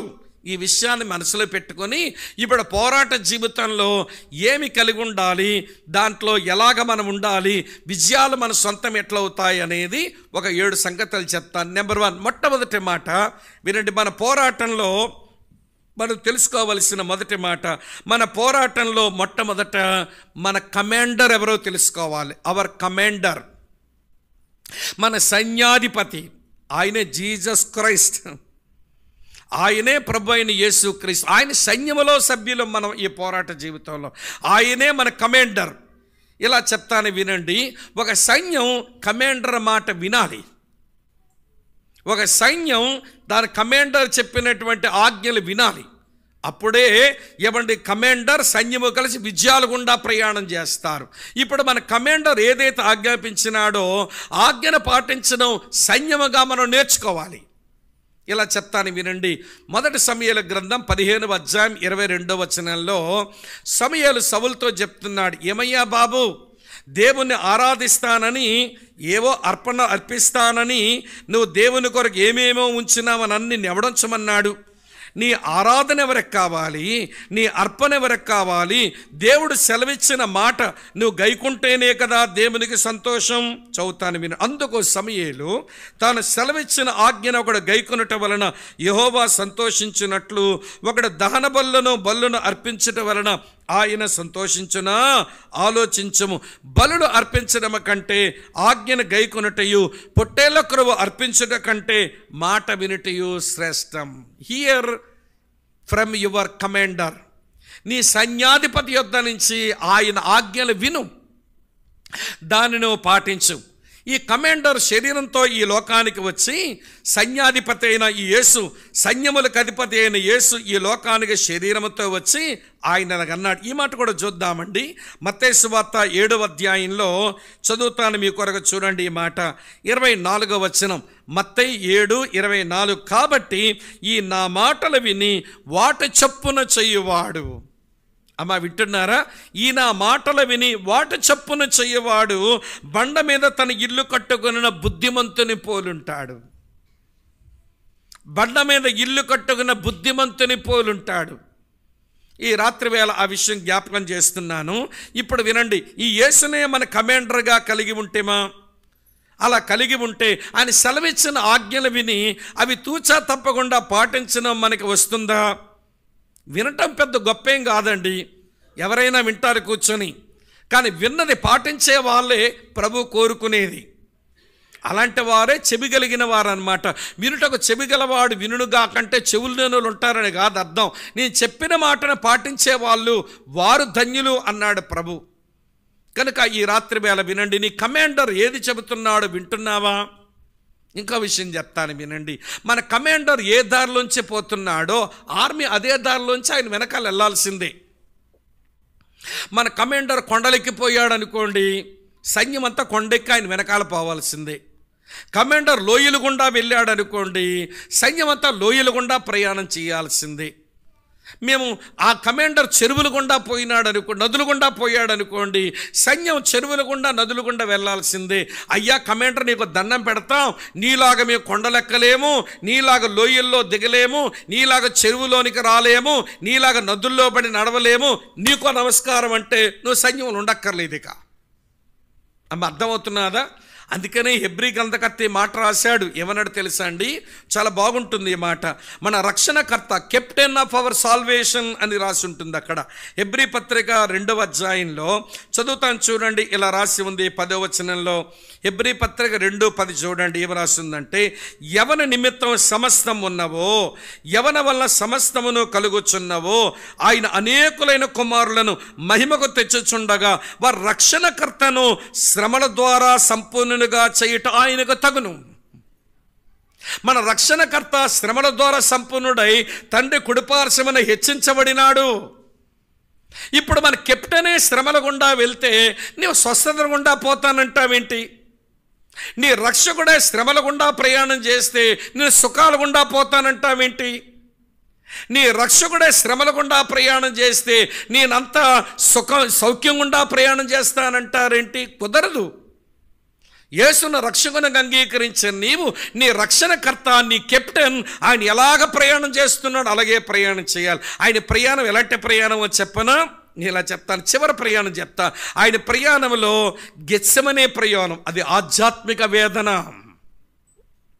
ఆత్మలో వేదన పడుతూ ట్రావెల్ చేశాడు. గెత్సెమని అంటే వినండి ప్రియులారా, స్పిరిచువల్ ఎగనీ, ఆధ్యాత్మిక వేదన పొందినాడు. అక్కడ తండ్రితో ఎడబాటు వస్తుందని తట్టుకోలేక కారుతున్న చెమట అది రక్త బిందువుల్లాగా పడుతూ ఉంటే ఆత్మలో వేదన. అది అక్కడ నుంచి అది ఒక మజిలీ, ఏమంటే గెత్సెమనే ఒక మజిలీ. అక్కడ నుంచి గబ్బతాకు తీసుకుపోయినారు వాళ్ళు. గబ్బతాలో మరో వేదన పొందారు, మానసికమైన వేదన. గబ్బత అంటే పిలాతు కూర్చొని తీర్పులు తీర్చే స్థలం. అక్కడ ఎంత మానసికమైన క్షోభను అనుభవించాడు. మెంటల్ యాగని. నువ్వు దేవుని కుమారుడువా, నువ్వు ఈ నేరం చేసావు, ఆ నేరం చేసావు, సిలువెయ్యండి సిలువెయ్యండి. ఏ నోరైతే హోసన్నా జయమని ఆదివారం అనిందో అదే నోరు ఇప్పుడు సిలువేయండి అని అరుస్తుంది. అది కనబడుతుంది యేసయ్యకు. ఏ నోరైతే హోసన్నా జయమని ఆదివారం బట్టల ఆదివారం అరిచిందో అదే నోరు ఇప్పుడు సిలువేయండి సిలువేయండి అని అరుస్తుంది. అరే, ఇంత మేలు నా వలన పొంది నన్ను ఒక 5 రోజుల కింద నన్ను ఎంతో స్తుతించిన ఈ నోరేనో నన్ను సిలువేయమంటుంది. మానసికమైన క్షోభ, స్పిరిచువల్ యాగని గెత్సెమని. అమ్మ వింటున్నారా? మెంటల్ యాగని గబ్బత. ఇప్పుడు గొల్గొతాకు వచ్చేసరికి ఈవిడ ఫిజికల్ యాగని, శారీరక వేదన. ప్రియులారా, భయంకరమైన శారీరక శ్రమ, నొప్పి, బాధ. ప్రియమిత్రులారా వినండి, అదండి నీ రక్షణకర్త చేసిన ప్రయాణం, నీ సైన్యాధిపతి చేసిన ప్రయాణం అదండి. నాకు స్వస్థతే, నాకు సుఖమే, నాకు సంపదలే, నాకుంటే చాలనుకుంటే నువ్వు ఆర్మీలో లేవు. నీవు ఈ సైన్యాధిపతి వెనక నడిచిన సైన్యములాగా లేవు. మనం సంఘం అంటే సైన్యంతో పోల్చబడింది. ఇది భీకర సైనిక వ్యూహంతో కూడిన ఒక గొప్ప సైన్యం క్రైస్తవ సంఘం. అమ్మ వింటున్నారా? ఇప్పుడు గమనించండి, చెప్తాను. ఇప్పుడు ఆయన నీ సేనాధిపతి అయితే, ఆయన సైన్యములకు అధిపతి అయి ఉంటే ఆయన మాట వినే అలవాటుందా? అలాగైతే పోరాటంలో విజయం వస్తుంది. రెండవది, ఈ సైన్యాధిపతి ఎలా ప్రయాణం చేసినాడో ఆయన వెంబడే వెళ్ళడం మనకు వస్తుందా? ఒక మాటలో చెప్తాను వినండి. ఇక్కడ కష్టం వద్దు అని అనుకుంటే, నీ సైన్యాధిపతితో కష్టం ఎక్కడ వద్దు అనుకుంటే అక్కడ నీ కిరీటం దొరుకుతుందని ఎదురు చూడొద్దు. ఇక్కడ సిలువను పొందడం నీకు ఇష్టం లేకపోతే అక్కడ నీ సింహాసనం దొరుకుతుందని ఎదురు చూడొద్దు. ఇక్కడ కష్టపడు ప్రభు కొరకు, అక్కడ కిరీటం ఉంది. ఇక్కడ సిలువ వంటి శ్రమలు అనుభవించు, అక్కడ నీ కొరకు సింహాసనం ఉంటుంది. అమ్మ అర్థమవుతుందా? Where there is no cross there is no crown, అంతే. ఇది బైబిల్ చెప్తున్నటువంటి మాట. ఇప్పుడు నేరుగా మీ మొక్క మీద అడుగుతున్నాను ఈ ప్రశ్న.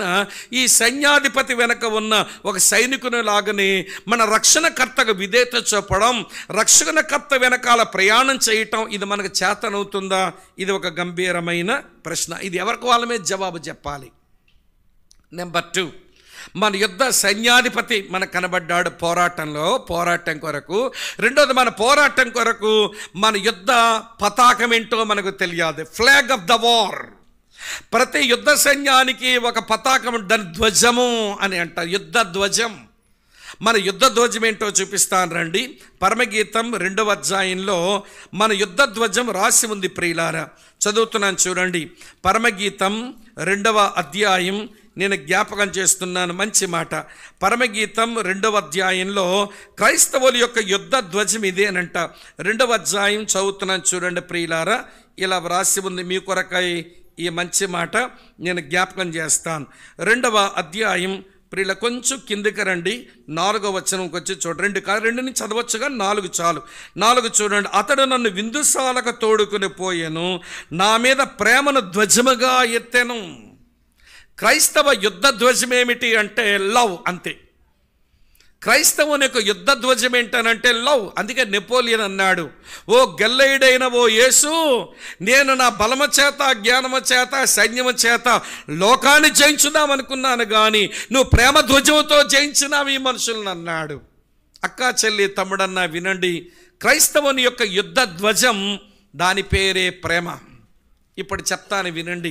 ప్రేమనే ధ్వజముగా చేసుకొని ఈ లోకములో పోరాటాలు మనం చెయ్యాలి. ఏ స్థలములోనైతే ప్రేమ ఉంటుందో ఆ స్థలములో ఐక్యత వస్తుంది. అంతే కదా అర్థం, అదే కదా అర్థం. అందుకని యేసుప్రభు అన్నారు యోహాను సువార్త 13వ అధ్యాయంలో, మీరు ఒకరినొకరు ప్రేమించండి, అలా ప్రేమించడం వలన మీరు కలిసి ఉండడం చూచి లోకము మీరు నా శిష్యులు అనుకుంటారు అన్నారు. చదువుతాను వినండి. యోహాను సువార్త 13వ అధ్యాయం 34-35 వచనాలు. మీరు ఒకరినొకరు ప్రేమించవలనని మీకు ఆజ్ఞ ఇచ్చుచున్నాను. నేను మిమ్మల్ని ప్రేమించినట్టే మీరును ఒకరినొకరు ప్రేమించవలను. మీరు ఒకరి యెడల ఒకడు ప్రేమ కలిగిన వారైతే దీన్ని బట్టి మీరు నా శిష్యులను అందరూ తెలుసుకుంటారు. మీరు ఒకరినొకరు ప్రేమించుకొని కలిసి ఉండండి, దాన్ని బట్టి మీరు నా శిష్యులు అని మీరు లోకానికి తెలియబడతారు. ఈ రోజున క్రైస్తవ సంఘానికి ప్రేమ ధ్వజం ఎరగొట్టుకుంటున్నాం మనం. ఆ ప్రేమ ధ్వజం విరిగింది కనుకనే ఐకమత్యం కాస్త అణగారిపోతా ఉంది. అది ముందుగానే ఎరిగినాడేమో ప్రభు.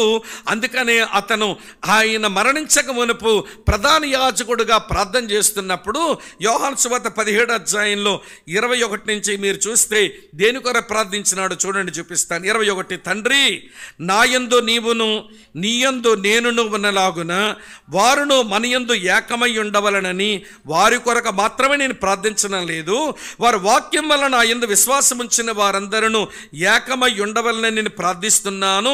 మనం ఏకమై ఉన్నలాగున వారును ఏకమై ఉండవలనని నీవు నాకు అనుగ్రహించిన మహిమను నేను వారికి ఇచ్చేసినాను.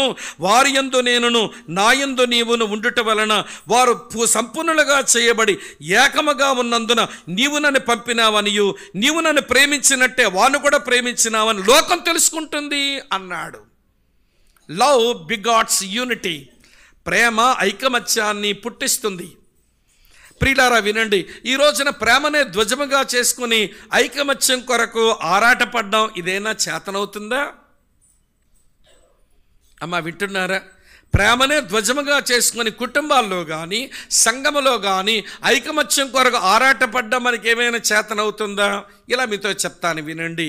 నీ సహోదరుణ్ణి నువ్వు ప్రేమించలేని మనిషివైతే, నువ్వు ద్వేషం పెట్టుకున్న మనిషివైతే నువ్వు రక్షించబడ్డావనే మాట పచ్చి అబద్ధం. ఏంటంటే కరాఖండిగా చెప్పినావంటే నేను చెప్పాలా, బైబిల్ చెప్పింది. నీ సహోదరి మీద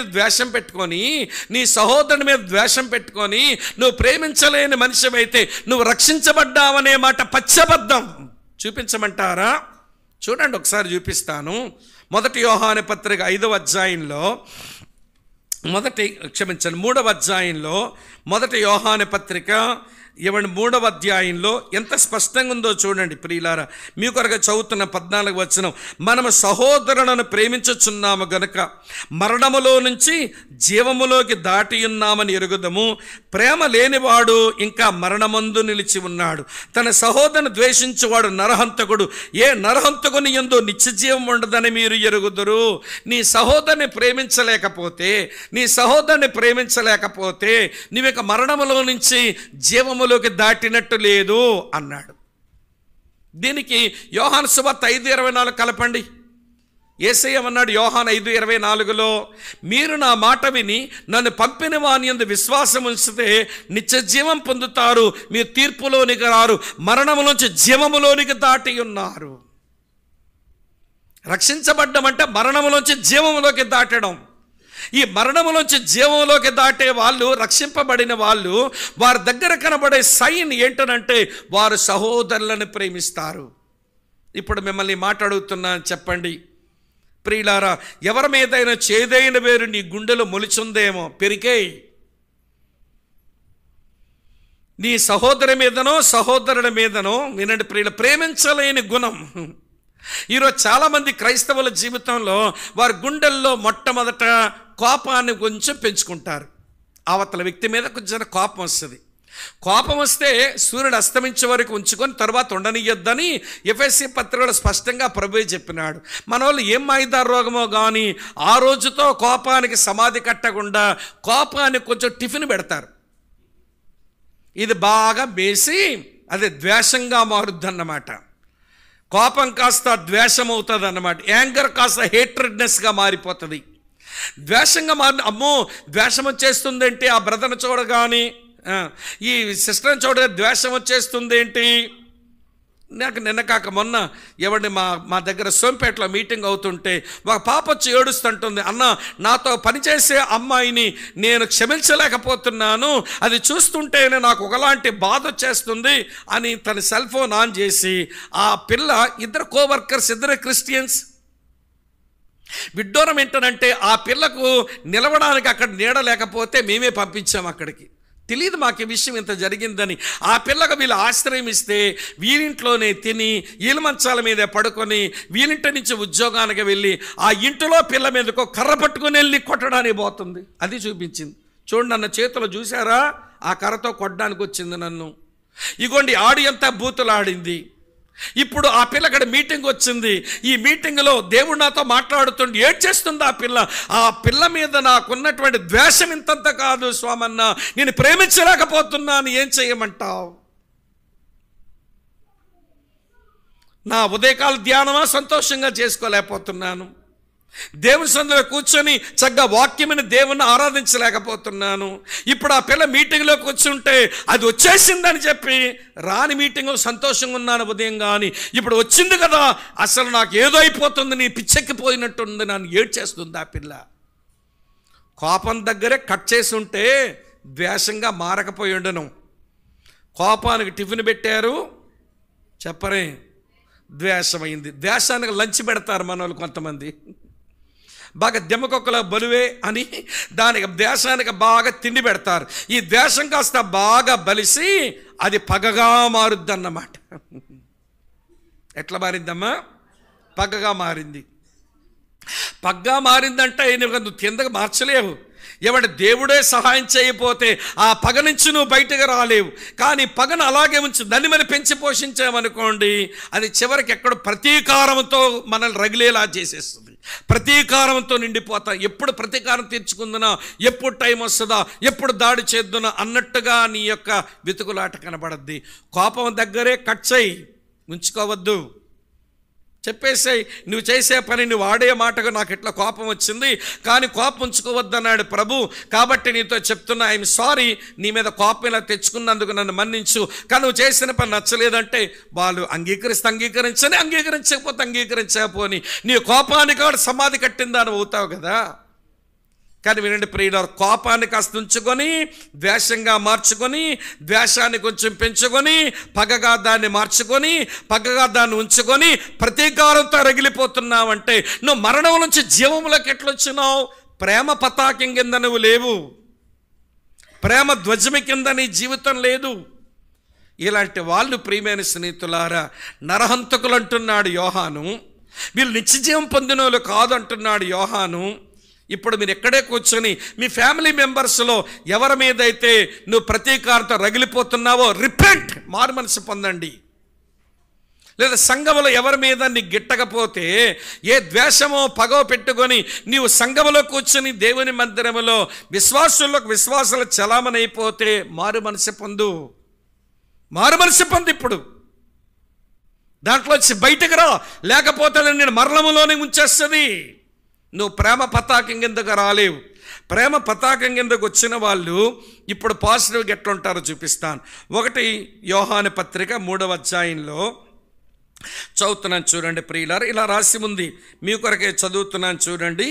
మంచి మాట ఇలా ఉంది 17వ వచనంలో, ఈ లోకపు జీవనోపాధి కలిగిన వాడవయుండి తన సహోదరునికి లేమి కలుగట చూచి అతని ఎంత మాత్రం కనికరము చూపని వాని యందు దేవుని ప్రేమ ఎలాగ నిలుచును? చిన్నపిల్లలారా, మాటతోనూ నాలుగుతోనూ కాక క్రియతోనూ సత్యముతోనూ మనం ప్రేమిద్దాం.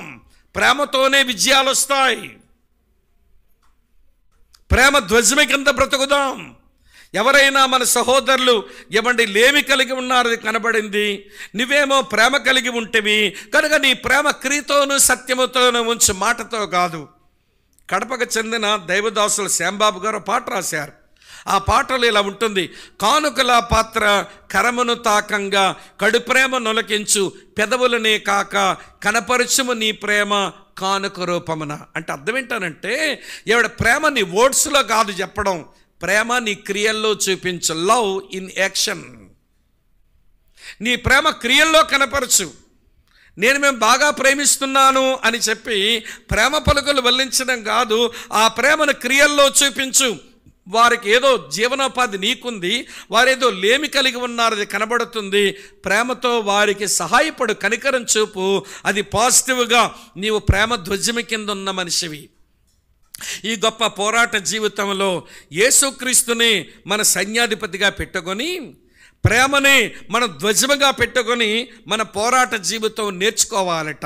2 చెప్పాను, 3 చెప్తాను రండి. 3వ సంగతి ఏంటనంటే, సైన్యానికి డిసిప్లిన్ కావాలి, క్రమశిక్షణ. సైన్యానికి క్రమశిక్షణ లేకపోతే వీలేం పోరాటాల్లో జయం పొందుతారు? సైనికుడికి ఎవరికైనా అందుకనే వాడు ఆర్మీలో చేరిన దగ్గర నుంచి భలే క్రమశిక్షణ నేర్పిస్తారు అన్నట్టు. కనుక వినండి ప్రియులారా, దేవుని పిల్లలంగా ఈ క్రీస్తు సైన్యంలో మన సైనికులంగా పోరాట జీవితం కొరకు మనం డిసిప్లిన్ నేర్చుకోవాలి. ఏమిటి డిసిప్లిన్ అంటే, హోలీనెస్ ఈజ్ అవర్ డిసిప్లిన్, అంతే. పరిశుద్ధతే మన క్రమశిక్షణ, పరిశుద్ధతే మన క్రమశిక్షణ. మనకి వచనాలన్నీ బాగా తెలుస్తాయి. నిన్ను పిలిచిన వాడుకు నేను పరిశుద్ధుని గనక మీరును పరిశుద్ధులై ఉండండి అనే మాట ఎవరికి తెలియదు? క్రైస్తవులకి తెలుసండి. అలాగనే ప్రియమైన స్నేహితులారా, ఇప్పుడు మీ శరీర అవయవాలను మీరు నీతికి సాధనాలుగా అప్పగించి మీరు పరిశుద్ధతను ఫలము ఫలించండి. రోమాపత్రిక 6:22 ఎవరికి తెలియదు ఈ వచనం? అసలు నేను ప్రభువుని నమ్మిన తర్వాత జీవించవలసిన జీవితం అది పరిశుద్ధ జీవితం అయి ఉండాలని తెలిసినా కానీ పరిశుద్ధత కొరకైన క్రమశిక్షణ లేకుండా బతుకుతుంది నేటి క్రైస్తవ సంఘం. విచారకరమైన మాట ఇది. ఇలా మీకు జ్ఞాపకం చేస్తాను, వినండి. ఏ ఏరియాలో పరిశుద్ధత ఆయన్ని సంబరపెడుతుందో కొంచెం ఏలగొరకలుగా ఉన్న మాట నేను చదువుతాను, వినండి. ఎక్కడెక్కడ మన పరిశుద్ధత కనబడాలనో నేను మీకు జ్ఞాపకం చేస్తాను.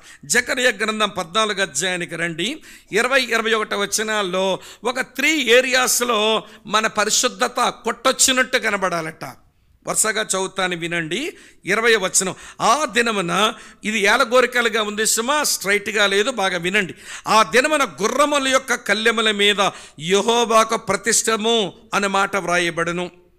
యెహోవా మందిరములో ఉన్న పాత్రలు బలిపీఠం ఎదురున్న పల్లెం మీద ప్రతిష్టములుగా ఎంచబడును. యెరూషలేమునందును యోధా దేశమందున్న పాత్రలన్నీ సైన్యముల అధిపతి యెహోవాకు ప్రతిష్ఠితములగును. ప్రియులారా, ఇక్కడ ప్రతిష్టములగును అనే మాట 3 సార్లు ఉంది, చూశారు. ఏమిటి అనంటే, యెరూషలేములోని యోధాలో ఉన్న పాత్రలన్నీ యెహోవాకు ప్రతిష్టములగునంటే డొమెస్టిక్ లైఫ్లో హోలీనెస్, ప్రతిష్ఠించబడ్డం. కుటుంబ జీవితంలో పరిశుద్ధత. భర్తగా నా యొక్క భాగ్యం, భర్తగా నా యొక్క బాధ్యతలు పురుషుడు నెరవేరిస్తే, భార్యగా దేవుడు నాకు ఇచ్చిన భాగ్యం, భార్యగా దేవుడు నాకు ఇచ్చిన బాధ్యతలు నేను నిర్వర్తిస్తే, కుటుంబంలో సభ్యులు దేవుని వాక్యంతో ఎవడి పరిశుద్ధంగా జీవిస్తే ఈ పాత్రలన్నీ యెహోవాకు ప్రతిష్టములే. డొమెస్టిక్ లైఫ్లో holiness. God is interested in holiness in domestic life. మన కుటుంబ జీవితంలో దేవుడు పరిశుద్ధత మీద ఇష్టం కలిగి ఉన్నాడు. ఈ రోజున కుటుంబంలో మనం కలిగి ఉన్న ఆశలు అవి హృదయంలోంచి, మనం కలిగి ఉన్నటువంటి ఆలోచనలు మనసులోంచి, మనం చేస్తున్నటువంటి చేతలు మన చేతుల్లోంచి, మనం వేస్తున్నటువంటి అడుగులు మన కాళ్ళ నుంచి, ఇవన్నిట్లో కూడా దేవుడు పరిశుద్ధతను చూడగలుగుతుంటే నీ కుటుంబంలో ఉన్న వ్యక్తులందరూ, నీ కుటుంబం అంతా యెహోవాకు ప్రతిష్టమేనా? ఇది ఒకటి. 2 చెప్తాను. పై వచనం ఉంది 20 వచనంలో. 20 వచనం కింద అంటాడు, యెహోవా మందిరములోనున్న పాత్రలు బలిపీఠం ఎదుటున్న పల్లెములోని పాత్రలు ప్రతిష్టములుగా ఎంచబడు. ఇదేంటంటే మన చర్చ్ లైఫ్, మన సంఘ జీవనములో పరిశుద్ధత. దేవుని మందిరము దగ్గర ఉపకరణాలు అవి యెహోవాకే ప్రతిష్ట. అది భౌతికమైన మందిరం వాళ్ళది, అందుకే వాటికి ప్రతిష్టములు అని రాయవలసి వచ్చింది. కానీ ఇక్కడ కూర్చున్న మనం ఈ మందిరం, సంఘం అనే మందిరానికి చెందిన వాళ్ళం, మనమంతా యెహోవాకు ప్రతిష్టములు. అంటే చర్చ్ లైఫ్లో ప్రియులారా హోలీనెస్, సంఘ జీవనములో పరిశుద్ధ జీవితం. అమ్మ వింటున్నారు కదూ? తర్వాత పైన 20వ వచనంలో, ఆ దినమున గుర్రముల యొక్క కళ్ళెముల మీద యెహోవాకు ప్రతిష్టము అనే మాట వ్రాయబడును. ఇదేంటంటే మినిస్టేరియల్ లైఫ్, మన పరిచర్య జీవితం. కుటుంబ జీవితంలో పరిశుద్ధత, సంఘ జీవనంలో పరిశుద్ధత, మన పరిచర్యలో పరిశుద్ధత దేవుడు ఎదురు చూస్తూ ఉన్నాడు. కనుక వినండి, అదే మన డిసిప్లైన్. ఏంటి మన క్రమశిక్షణ అంటే? పరిశుద్ధంగా ఉండడానికి క్రమశిక్షణతో బతకడమే మన క్రమశిక్షణ. ఇది మనం అర్థం చేసుకోవాలి. ఈ రోజున ప్రియులారా, పరిశుద్ధత కొరకైన ఆరాటాలు ఆకళ్ళు తగ్గినాయి మన వాళ్లకు. ఏది చూసినా చూసాం, పెద్ద ఏమీ లేదు. మా రోజుల్లో, నేను మారు మనసు పొందిన తొలి రోజుల్లో సినిమా వాల్ పోస్టుల మీద ఒక అశ్లీలమైన దృశ్యం కనబడితే మళ్ళీ పెద్దల అన్నయ్యల దగ్గరికి వెళ్ళి అక్కల దగ్గర, అక్క ఇలాంటివి చూసేసాను, చాలా పాపం చేశానని బాధ అనిపించేది. వాళ్ళు కోప్పడి తల తిప్పేసుకోలేకపోయావు తమ్ముడా, అవన్నీ చూడడం ఏంటి, మనం దేవుని పిల్లలం, అపవిత్రమైన అశ్లీలమైన చిత్రాలు చూడడం ఏంటి అని కోప్పడేవాళ్ళు. కానీ ఈ రోజున చేతిలోనే పెట్టుకొని ఇలా చూసుకునే కూర్చుంటున్నారు. వీళ్ళు పరిశుద్ధత మీద ఆకలి ఉందని అనుకోవాలా? ఇలా చెప్తాను, ఏమనుకోకండి. ఈ అశ్లీలమైనవన్నీ చూపించి, అశ్లీలమైనవి వినిపించి మన లోపలికి పాపం రావడానికి రెండు తలుపులండి. ఈ రెండు కలిపి, కన్నులు ఒక తలుపు, ఈ రెండు చెవులు ఒక తలుపు. దీన్ని తలుపులేయటం బాగా రావాలి. వీటికి తలుపులేయటం బాగా రాకపోతే ఈ రెండు కళ్ళల్లోంచి పోతాయి, ఈ రెండు చెవుల్లోంచి పోతాయి, నీ మనసును అపిత్రం చేస్తాయి, నీ హృదయం అపిత్రం చేస్తాయి, నీ చేతలను అపిత్రం చేస్తాయి, నీ నడకను అపిత్రం చేస్తాయి. జాగ్రత్త పడండిరా అంటే జాగ్రత్త పడ్డం రావడంలా. మేము రక్షణ పొందినప్పుడు సాక్ష్యాల్లో మేము చెప్పుకునే ఒక మంచి మాట, నాకు సినిమాలు పిచ్చి ఉండేది, సినిమాలు చూడడం మానేసి అనేది పెద్ద సాక్ష్యం ఉండేది ఆ రోజుల్లో మాకు. సైతాను కూడా మీరు సినిమా హాల్కి వచ్చి, అదే వెండి తెరకు వచ్చి, ఈ సినిమా మీద అశ్లీలమైన చెత్త పాటలు డ్యాన్సులు చూసి మిమ్మల్ని అపవిత్రపరచుకోండి అని సినిమాలు కనిపెట్టించాడు. అది వెండి తెర కనిపెట్టించాడు. అక్కడ కొంతమంది రావటం లేదు వెండి తెరకి. అందరూ పీల్చిన గాలి మేము పీల్చుకొని మేము జబ్బులైపోవడం ఎందుకని వెండి తెర ముందుకు రావటం మానేశారు. సైతానికి మన మీద ప్రేమ ఎక్కువైపోయి, అయ్యో పాపం వెండి తెర వరకు రాలేకపోతున్నారా, ఏం బాధపడకండి, బుల్లితెర కనిపెట్టాను, ఇంట్లో పెట్టి చూసుకోమన్నాడు. అది బుల్లితెర అంటే టీవీ అమ్మ. దాని మీద కూర్చొని సీరియల్ కథ మీద సీరియల్ కథ, ఎవడి సినిమా మీద సినిమా చూసుకుని కూర్చుంటున్నారు. అది కూడా ఇంట్లో కూర్చుని కూడా చూడడానికి బోరు కొట్టేస్తున్నది. అందుకని బుల్లితెర మీద కూడా కూర్చోట్లేదు. సైతాను మన మేనమామకి మన మీద ప్రేమ ఎక్కువైపోయి, అయ్యో వెండి తెర దగ్గర కూర్చోలేకపోతున్నారా, సరే నేను బుల్లితెర ఇచ్చాను, అక్కడ కూడా కూర్చొని చూడలేకపోతాను, ఏం బాధపడకండి, చిట్టి తెర తయారు చేశాను, చేతిలో పెట్టి చూసుకోమన్నాడు. ఇప్పుడు అందరి చేతిలో చిట్టి తెరే. అది చూసుకుంటూ ప్రియులారా, కళ్ళల్లోంచి పోతుంది అపవిత్రత, చెవుల్లోంచి పోతుంది అపవిత్రత, ఏమంటే మనసంతా అపవిత్రం అవుతుంది, హృదయం అంతా అపవిత్రత నిండుకుంటుంది, జీవనం అంతా అపవిత్రత అయిపోతూ ఉంది. అయినా స్పృహ లేదండి క్రైస్తవ సంఘానికి. మొదటి తెస్సలోనికీ పత్రిక 4:3 వినండి, పరిశుద్ధత క్రమశిక్షణ మనకు ఇవ్వండి. మన పోరాట జీవితంలో పరిశుద్ధ జీవితమే మన క్రమశిక్షణ. ప్రియులారా చూపిస్తాను రండి. 1 తెస్సలోనికీ పత్రిక 4:3 మీరు పరిశుద్ధులగుటయే అనగా మీరు జారత్వములకు దూరముగా ఉండుటయే దేవుని చిత్తం. పరిశుద్ధులుగా మీరు జీవించడమే దేవుని చిత్తం. అలా జీవించాలంటే జారత్వం నుంచి పారిపోండి అన్నాడు. నేను తరచుగా మాట్లాడుతుంటాను, సైతాను బలమైన వాడా లేదా జారత్వం బలమైనదా అంటే, సైతాను పెద్ద బలమైనోడు కాదండి. జారత్వంతో పోలిస్తే సాతానుని ఎదిరించండి, సాతానుతో పోరాడండి అని అన్నాడు కానీ జారత్వాన్ని ఎదిరించండి, జారత్వంతో పోరాడండి అని బైబిల్లో లేదు. జారత్వం నుంచి పారిపోండి, దాంతో దెబ్బలాట మీరు ఆడలేరు. జారత్వము వ్యభిచారము సైతాను కంటే బలమైనవి మన జీవితాలు పాడు చేయడానికి. కానీ క్రైస్తవ సంఘానికి ఇది బుర్రకి ఎక్కడం లేదండి. అందుకనే పారిపోయి గెలవండి మీరు అన్నాడు. యోసేపు పారిపోయే గెలిచాడండి. ఈ రోజున జారత్వం, వ్యభిచారం, ఈ లైంగిక సంబంధమైన పాపాలు మన ప్రవర్తన మీద కలంకం తెచ్చేటువంటి పాపాల నుంచి పారిపోవడం మనకు వస్తున్నదంటారా? పారిపోకుండా గెలవటం అనేది బైబిల్లో 3 ఇన్సిడెంట్స్ ఉన్నాయి. పారిపోకుండా గెలిచారు. అది ఎక్సెప్షన్, అది వారికే సొంతం. దేవుడు గొప్ప కృపచో ఆ భాగ్యం వారికి ఇచ్చాడు, కానీ మనకెవరికి ఆ భాగ్యం లేదు. పారిపోయే మనం గెలవాలిగా, నిలిచి గెలవలేము. నిలిచి గెలిచిన సంఘటనలు 3. అందులో మొదటి సంఘటన జ్ఞాపకం చేస్తాను వినండి. రాహాబు అనే వేశ్య ఇంటికి వేగుల వారు వచ్చారు. ఆమె మిద్దె మీద దాచింది. ఆ రాత్రంతా వాళ్ళు అక్కడే ఉన్నారు. ఆమె వారితో కానీ వారు ఆమెతో కానీ ఏ పాడు పని చేయలేదు. పాడు పని ఆలోచన లేకుండా బతికి తమ పవిత్రతను కాపాడుకున్నారు. అది ఎక్సెప్షనల్ కేస్. నిలిచి గెలిచారు వాళ్ళు. బెత్లెహేము కళ్ళములో రాత్రంతా కూడా బోయేజు కాళ్ళ మీద దుప్పటని తీసి అతని కాళ్ళ మీద తలకాయని పెట్టి అక్కడ నిద్రపోయింది. బోయేజు రూతుతో కానీ రూతు బోయేజుతో కానీ ఏ పాడు పనికి వారు తొందరపడలేదు. వారు నిలిచి గెలిచారంతే. వినండి ప్రియమైన స్నేహితులారా, అటు తర్వాత తనతో ప్రదానం చేయబడినటువంటి మరియతో యోసేపు వాళ్ళు కలిసి బ్రతికారు, కానీ ఆమె పిల్లాడిని కనువరకు అతడు ఆమెను ఎరగలేదు అని రాసి ఉంది. వాళ్ళు కలిసే ఉన్నారు, కానీ ఎక్కడ శరీరక పాపానికి వారు నిలిచి వారు గెలిచినారండి. వాళ్ళ ఆ రోజున ఈ 3 కేసులు మినహాయించి మిగిలినవని పారిపోయి గెలవాల్సినవే. ఎవరైనా పారిపోయి గెలవాల్సిందే. అందుకనే పౌలు మాట అన్నాడు. 2 తిమోతి 2:22 అంటాడు, యవనుడా యవనేచ్ఛల నుంచి పారిపో. గతించిన ఒక నెలలో ప్రియులారా, అక్టోబర్ మాసంలో ప్రపంచంలో ఒక మంచి దైవ సేవకుడండి. ఆయన ప్రసంగాలంటే పిచ్చెక్కినట్టు ఉంటుంది నాకైతే. ఎంత మంచి బైబిల్ ఎక్స్పోజిషన్ చేస్తారో పెద్ద ఆయన. చాలా మంచి దైవజనుడు. ఈ పాపం ఇది ఎవరికి మినహాయింపు కాదు. ఏ వయసులో ఉన్నోళ్ళకైనా ఇది ప్రమాదం అని చెప్పడానికి చెప్తున్నాను. 73 సంవత్సరాలు పైబడిన పెద్ద ఆయన 30 సంవత్సరాలు లోపల ఉన్న యవనస్తురాలతో అతను చిక్కితే అమెరికా దేశంలో ఉన్న వాళ్ళ సంఘం అతని సంఘం నుంచి బహిష్కరించింది.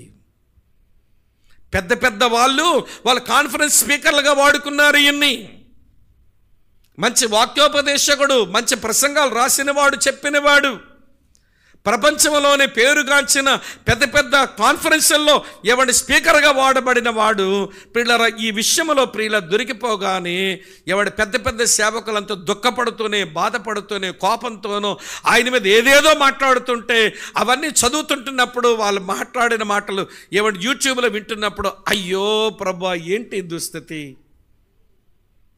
నిలిచి గెలవలేము, పారిపోయి గెలవాలి.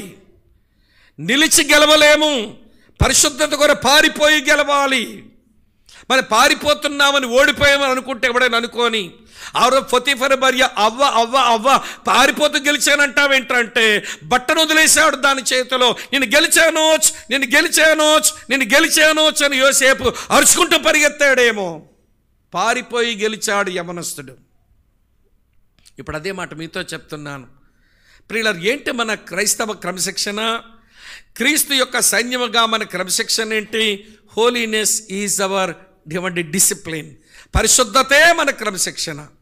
పరిశుద్ధత కొరకు ఆరాటపడాలి, పరిశుద్ధ జీవితం కొరకు తపన పడాలి. దావీదులాగా హిమము కంటే నేను తెల్లగా ఉండినట్లుగా నన్ను చెయ్యి దేవా అని పరిశుద్ధత కొరకైన అంత తీవ్రత దేవుని పిల్లలు రావలసిన భ్రష్టు పట్టిన రోజుల్లో బతుకుతున్నాం. లోకమాలిన్యం అంటేసుకుంటుంది, లోక కలంకం అంటేసుకుంటుంది. ఆ కారణం చేత ప్రియ సోదరి స్నేహితులారా, పరిశుద్ధతే మన క్రమశిక్షణ అనుకోవాలి. లేకపోతే పోరాటాల్లో జయం మన వల్ల కాదనే విషయం దయించి మీరు గమనించండి. ఏ ఏరియాల్లో హోలీనెస్ చెప్పాను. డొమెస్టిక్ లైఫ్, కుటుంబ జీవితంలో, చర్చ్ లైఫ్, సంఘ జీవితంలో, మినిస్టేరియల్ లైఫ్, సేవా జీవితంలో అన్నిటిలో కూడా హోలీనెస్ కోరుతున్నాడు ఆయన. ప్రతిష్ఠితమైన రాయ్. యెరూషలేము యోధాలున్న పాత్రలన్నిటి మీద యెహోవాకు ప్రతిష్ఠితమైన రాయ్. దేవుని మందిరములో ఉన్న పాత్రలు ఎదురుగున్న పల్లెం మీద యెహోవాకు ప్రతిష్ఠితమైన రాయ్. ఆ గుర్రాలు కొన్న కళ్ళాల మీద యెహోవాకు ప్రతిష్ఠితమని రాయ్. ఏమిటి ఇదంతా అంటే కుటుంబ జీవితంలో, సంఘ జీవితంలో, సేవా జీవితంలో పరిశుద్ధతే మన క్రమశిక్షణ. ఈ రాత్రి వేళ నేరుగా మీ ముఖం మీద అడుగుతున్నాను, తల్లిదండ్రులుగా పరిశుద్ధ జీవితం కొరకు మనకున్న ఆరాటం ఎంత? మనం చూస్తున్న మన పిల్లలు పరిశుద్ధ జీవితాన్ని గురించి ఏమి నేర్చుకుంటున్నారు వాళ్ళు? ఇది ఎక్కడే కూర్చున్న మనం తేల్చుకోవాలి. మనం ఏంటి మా క్రమశిక్షణ ప్రభువా? ఏమి క్రమశిక్షణ చేసుకుని బతుకుతున్నాం మేము? అసలు హోలీనెస్ కొరకు మా జీవితంలో పెద్దపీట వేసుకుని బతకవలసిన మేము ఆ హోలీనెస్ కొరకు తపనే లేకుండా అయిపోయింది ఏంటి ఈ రోజుల్లో? ఇది ఆలోచించాలని మీకు మనవి చేస్తున్నాను. ఇంతకంటే ఎక్కువ చెప్పలేను. 3 చెప్పాను, 4 చెప్తాను రండి. మన సైన్యాధిపతి ప్రభువైన యేసు, మన ధ్వజము ప్రేమ, మన క్రమశిక్షణ పరిశుద్ధత. నేను 4వ సంగతి చెప్తున్నాను, మన ఆయుధం దేవుని వాక్యం. Our weapon is God's word. మనకు దేవుడిచ్చిన ఆయుధం దేవుని వాక్యం. హెబ్రీ పత్రిక 4:12 దేవుని వాక్యం యొక్క ఔన్నత్యాన్ని గురించి ఒక వచనం రాశాడు. దేవుని వాక్యం సజీవమనిదై బలము గలదై 2 అంచులు గల వాడిగల ఎటువంటి ఖడ్గమ కంటెను వాడిగా ఉండి ప్రాణాత్మ దేహములను చివరికి మురుగులు కూడా దూసుకుపోయేటంత శక్తి దానికి ఉందని రాశాడు. కానీ ఇప్పుడు చెప్తాను వినండి. ఈ వాక్యం ఇది గొప్ప ఆయుధం. అయితే అది వాడుకోవడం వస్తేనే ఇది ఆయుధం, లేకపోతే ఇది కాగితాలు, దాని మీద అక్షరాలే. ఇది ఉత్తి కాగితం, దీని మీద రాసిబడిన ఉత్తి అక్షరాలే. దీన్ని వాడుకోవడం రావాలి. మీరు రాసుకోగలిగితే వరుసగా చెప్తాను. వాక్యమును ఆయుధంగా వాడుకునే క్రమంలో ఒకసారి 119 కీర్తన పెట్టుకోండి. ఈ వాక్యాన్ని ఆయుధంగా వాడుకునే వాళ్ళ దగ్గర ఎలాంటి అనుభవాలు ఉండాలో భక్తుడు కోరుతున్నాడు, అది మీకు చెప్తాను. నెంబర్ 1, మొట్టమొదటి విషయం వినండి. మొదటి మనిషి చెప్తాను చూడండి. ప్రే ఫర్ ఇట్. ఈ వాక్యం కొరకు ప్రార్థించాలి మనం. ఎందుకంటే వాక్యం దేవుని ఆత్మచేత రాయబడింది గనక అది మనకు అర్థం కాదు. కాబట్టి వాక్యం కొరకు ప్రార్థించాలి. 119 కీర్తన 18 అంటాడు, నీ ధర్మశాస్త్రంలో ఆశ్చర్యకరమైన సంగతులు చూచినట్లు నా కన్నులు తెరువు. ప్రే ఓవర్ ఇట్. నువ్వు చదివిన వాక్యం, విన్న వాక్యం మీద ప్రార్థించు. అది ఒకటి. నెంబర్ 2, 2వ సంగతి చెప్తాను చూడండి ప్రియులారా. అక్కడే 119 కీర్తనలోనే 15 ఇలాగుంది, చదువుతున్నాను చూడండి. నీ ఆజ్ఞలు నేను ధ్యానించెదను, నీ త్రోవలన్నయూ నేను మన్నించెదను. ఇదేంటో తెలుసా? పాండర్ ఇట్ అనగా లోతుగా ఆలోచించు, వాక్యాన్ని ధ్యానం చెయ్యి. అప్పుడు వాక్యము నీకు ఆయుధంగా పనిచేస్తుంది. ఈరోజు దేవుని వాక్యం చేతిలో ఉంది, దేవుని వాక్యం మనసులో ఉంది, దేవుని వాక్యం హృదయంలో ఉంది, దేవుని వాక్యం నోట్లో ఉంది. కానీ పోరాట జీవితంలో అదొక ఆయుధములాగా వాడడం ఎందుకు రావటం లేదంటే ఈ ఎక్స్పీరియన్సెస్ లోపిస్తున్నాయి. విన్నా చదివిన వాక్యం మీద ప్రార్థన చేసుకోరు, మరి కొంతమంది దాన్ని ధ్యానము చేయరు. ధ్యానం చేయటం అంటే ఒక మాటలో నెమరు వేసుకోవడం. మీరు ఏమనుకోకపోతే చెప్పనా, పరిశుద్ధమైన జంతువుల నెమరేస్తాయి, అపరిశుద్ధమైన జంతువులుగా నెమరేయడం రాదు. చదువుకోండి లేవీకాండంలో. పరిశుద్ధమైన జంతువులుగా నెమరేయడం వస్తుంది, అపరిశుద్ధమైన జంతువులు మింగుతాయి తప్ప నెమరేసుకోవవి. ఈరోజు పరిశుద్ధులైన దేవుని పిల్లలు దేవుని వాక్యం నెమరు వేసుకోగలుగుతారు. అపరిశుద్ధ జీవితం ఉండే వాళ్ళు వింటారు, పోతారు, అంతే, మళ్ళీ ధ్యానం చేయరు. నేనేం తప్పుపడ్డం లేదు మిమ్మల్ని, మీరు ఆలోచిస్తారని చెప్తున్నాను. Pray for it. 2వది పాండర్ ఇట్. 2 విషయం. 3వ విషయం చెప్తాను చూడండి. ఇక్కడే రాసి ఉంది 119 కీర్తనలో 11 ఇలా ఉంటుంది. రాత్రి చదివాము, మళ్ళీ సందర్భం వచ్చింది కనుక చదువుతున్నా. నీ ఎదుట నేను పాపం చేయకుండానట్లు నా హృదయములో నీ వాక్యమును ఏం చేస్తున్నాను, నేను ఉంచుకొని ఉన్నాను. Preserve it. నీ హృదయములో దాన్ని భద్రపరుచుకో.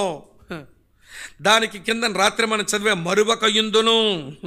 16 నీ వాక్యము నేను మరువకయుందును. అటు తర్వాత ప్రియమైన మిత్రులారా ఇంకో విషయం చెప్తాను చూడండి. 1-4 119 కీర్తనలోనే మీరు చదివితే అనుసరించి గైకొనుచు, తర్వాత ప్రియులారా వినండి, గైకొన వల్లనే మాటలు కనబడతాయి. ఇవంటే ప్రాక్టీస్ ఇట్. వాక్యాన్ని ప్రాక్టీస్ చెయ్యి. ఏదైతే విన్నావో అది నీ జీవితంలో ప్రాక్టీస్ చెయ్యాలి. విని వదిలిపెడితే అది పోతుంది, దాన్ని ప్రాక్టీస్ చెయ్యాలి. ఇప్పుడు నేను 4 సంగతులు చెప్పాను. 5వ సంగతి జ్ఞాపకం చేస్తాను చూడండి. 13వ వచనంలో ఉంది. 13వ వచనం, నీ నోట నీవు సెలవిచ్చిన న్యాయ విధులన్నిటినీ నా పెదవులతో వివరించిన. ప్రొక్లైమిట్, వివరించు. అప్పుడు వాక్యాయుధం వాడుకోవడం నీకు చేతనైందన్నమాట. ఈ 5 విషయాలు 5 వేళ్ళ గుర్తుపెట్టుకోండి. ప్రే ఫర్ ఇట్, వాక్యం ద్వారా ప్రార్థించు. పాండర్ ఇట్, దాన్ని లోతుగా ధ్యానించు, ఆలోచించు. తర్వాత ప్రియులారా ప్రిజర్వ్ ఇట్, నీ హృదయంలో భద్రం చేసుకో. దాని తర్వాత ప్రాక్టీస్ ఇట్, వాక్యాన్ని అభ్యాసం చేయి, అవలంబించు. చివరిగా ప్రొక్లైమ్ ఇట్, దాన్ని ప్రకటించు. అంతే. ఈ 5 అనుభవాలు మన ఆధ్యాత్మిక జీవితంలో ఉంటే ప్రియులారా వాక్యాయుధం వాడుకోవడం మనకు వస్తుందన్నమాట. ఇంకెక్కువ మీతో చెప్పలేను.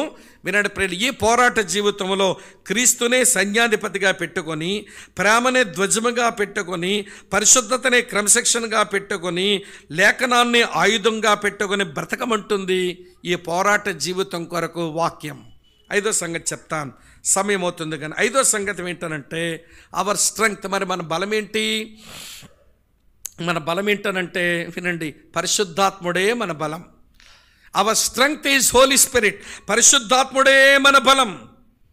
అపోస్తలుల కార్యం 1:8 శిష్యులతోనే ప్రభు చెప్పినాడు, మీరు పైనుండి శక్తి పొందే వరకు యెరూషలేములో నిలిచి ఉండండి. శక్తి పొందిన తర్వాత మీరు యెరూషలేము, యోదయ, సమరయ, బుదిగంతాల వరకు సాక్షులవుదురు కానీ అన్నాడు. పరిశుద్ధాత్ముడే మనకు బలం. అందుకని ఎఫెసీ 5:18 అంటాడు, మీరు మద్యముతో మత్తులై ఉండొకడే కానీ మీరు ఆత్మపూర్ణులై ఉండండి అన్నాడు. ఆత్మతో నింపబడండి అన్నాడు.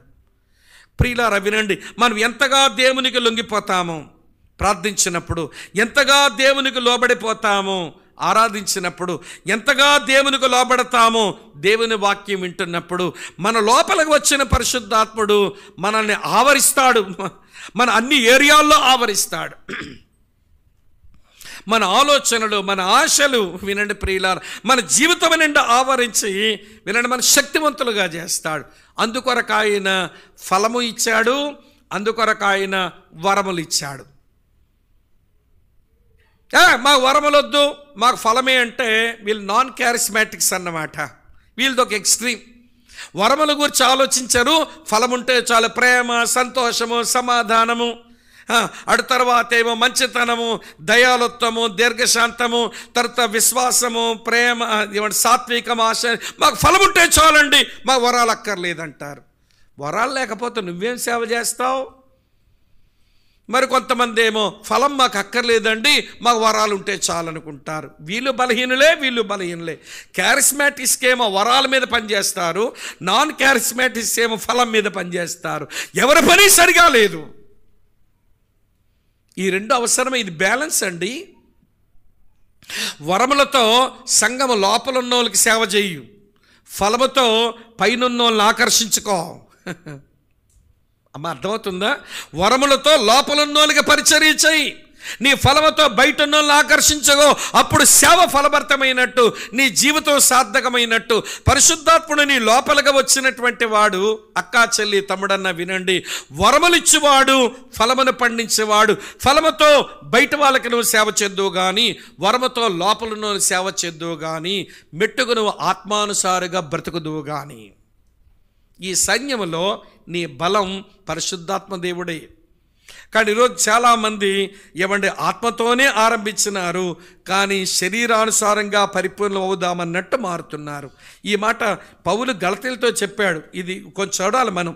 ఈ రోజున బలాన్ని కోల్పోయి బలహీనులమై వినండి ప్రియులారా, సంసోనులాగా ఏమంటే శక్తి అంతా కోల్పోయినట్టుగా తయారవుతున్నాం. చూడండి, చూపిస్తాను. గలతీ 3వ అధ్యాయంలో ఇలా రాసి ఉంది, 3వ వచనం 3:3 ఉంటుంది. మీరెంత అవివేకులైతేరా ఓ ఫూలిష్ గలీషియన్స్, ఓ అవివేకులైన గలతీయులారా, మొదట ఆత్మానుసారంగా ఆరంభించినారు, ఇప్పుడు శరీరానుసారంగా పరిపూర్ణులు అవుతారు. ఏంటి మీ మనసు? ఆత్మబలమును వదులుకొని మీ శరీర బలముతో అన్ని చేసుకుంటారా? అక్కా చెల్లి తమ్ముడన్నా వినండి. కనుక ఈ సైన్యములో మన బలం పరిశుద్ధాత్మ దేవుడే. నేను ఎంత పరిశుద్ధాత్మకు చేరువవుతున్నాను, పరిశుద్ధాత్ముడు ఎంత బాగా నన్ను ఆవరించుకుంటున్నాడు, నన్ను ఆక్రమించుకుంటున్నాడు, నా తలంపులను ఆక్రమించుకొని, నా ఆశలను ఆక్రమించుకొని, నా జీవన శైలిని ఆక్రమించుకొని, నా జీవితం మీద ఆయన సర్వాధికారిలాగా ఏలుబడి చేసేటువంటి అనుభవాలు నీకు నాకు మనందరికి అవసరం. అప్పుడే మనము ఈ పోరాట జీవితంలో మంచి బలం కలిగి ఉన్నట్టు లెక్క. ఒక మాట మీతో చెప్పన, దేవుని ఆత్మ బలము లేకపోతే మనమంతా వినండి ప్రియులారా, లోయలో ఎండిపోయిన ఎముకలు లాంటి వాళ్ళమే. Dry bones in the valley, dry bones in the valley. ఈ రోజున క్రైస్తవ సంఘముల విశ్వాసులు లోయలో ఎండిన ఎముకల్లా కనబడుతున్నారు. దేవుని యొక్క జీవాత్మ వాళ్ళ మీదకి వస్తేనే తప్ప వీళ్ళు మహాసైన్యంగా మారలేరు. కావున నా ప్రియ సహోదరి సహోదరుడా, దేవుని ఆత్మ జోక్యం నీ ఆధ్యాత్మిక జీవితంలో ఎంత? ఆయన సంపూర్ణంగా నేను ఆక్రమించుకుంటున్నాడా? నీ ఆలోచనలు ఆయన కంట్రోల్లోనికి వచ్చినాయా? మన ఆశలన్నీ ఆయన కంట్రోల్లోనికి వచ్చాయా? మన మాటలన్నీ ఆయన కంట్రోల్లోనికి వచ్చినాయా? మన చేతలన్నీ ఆయన కంట్రోల్లోకి వచ్చాయా?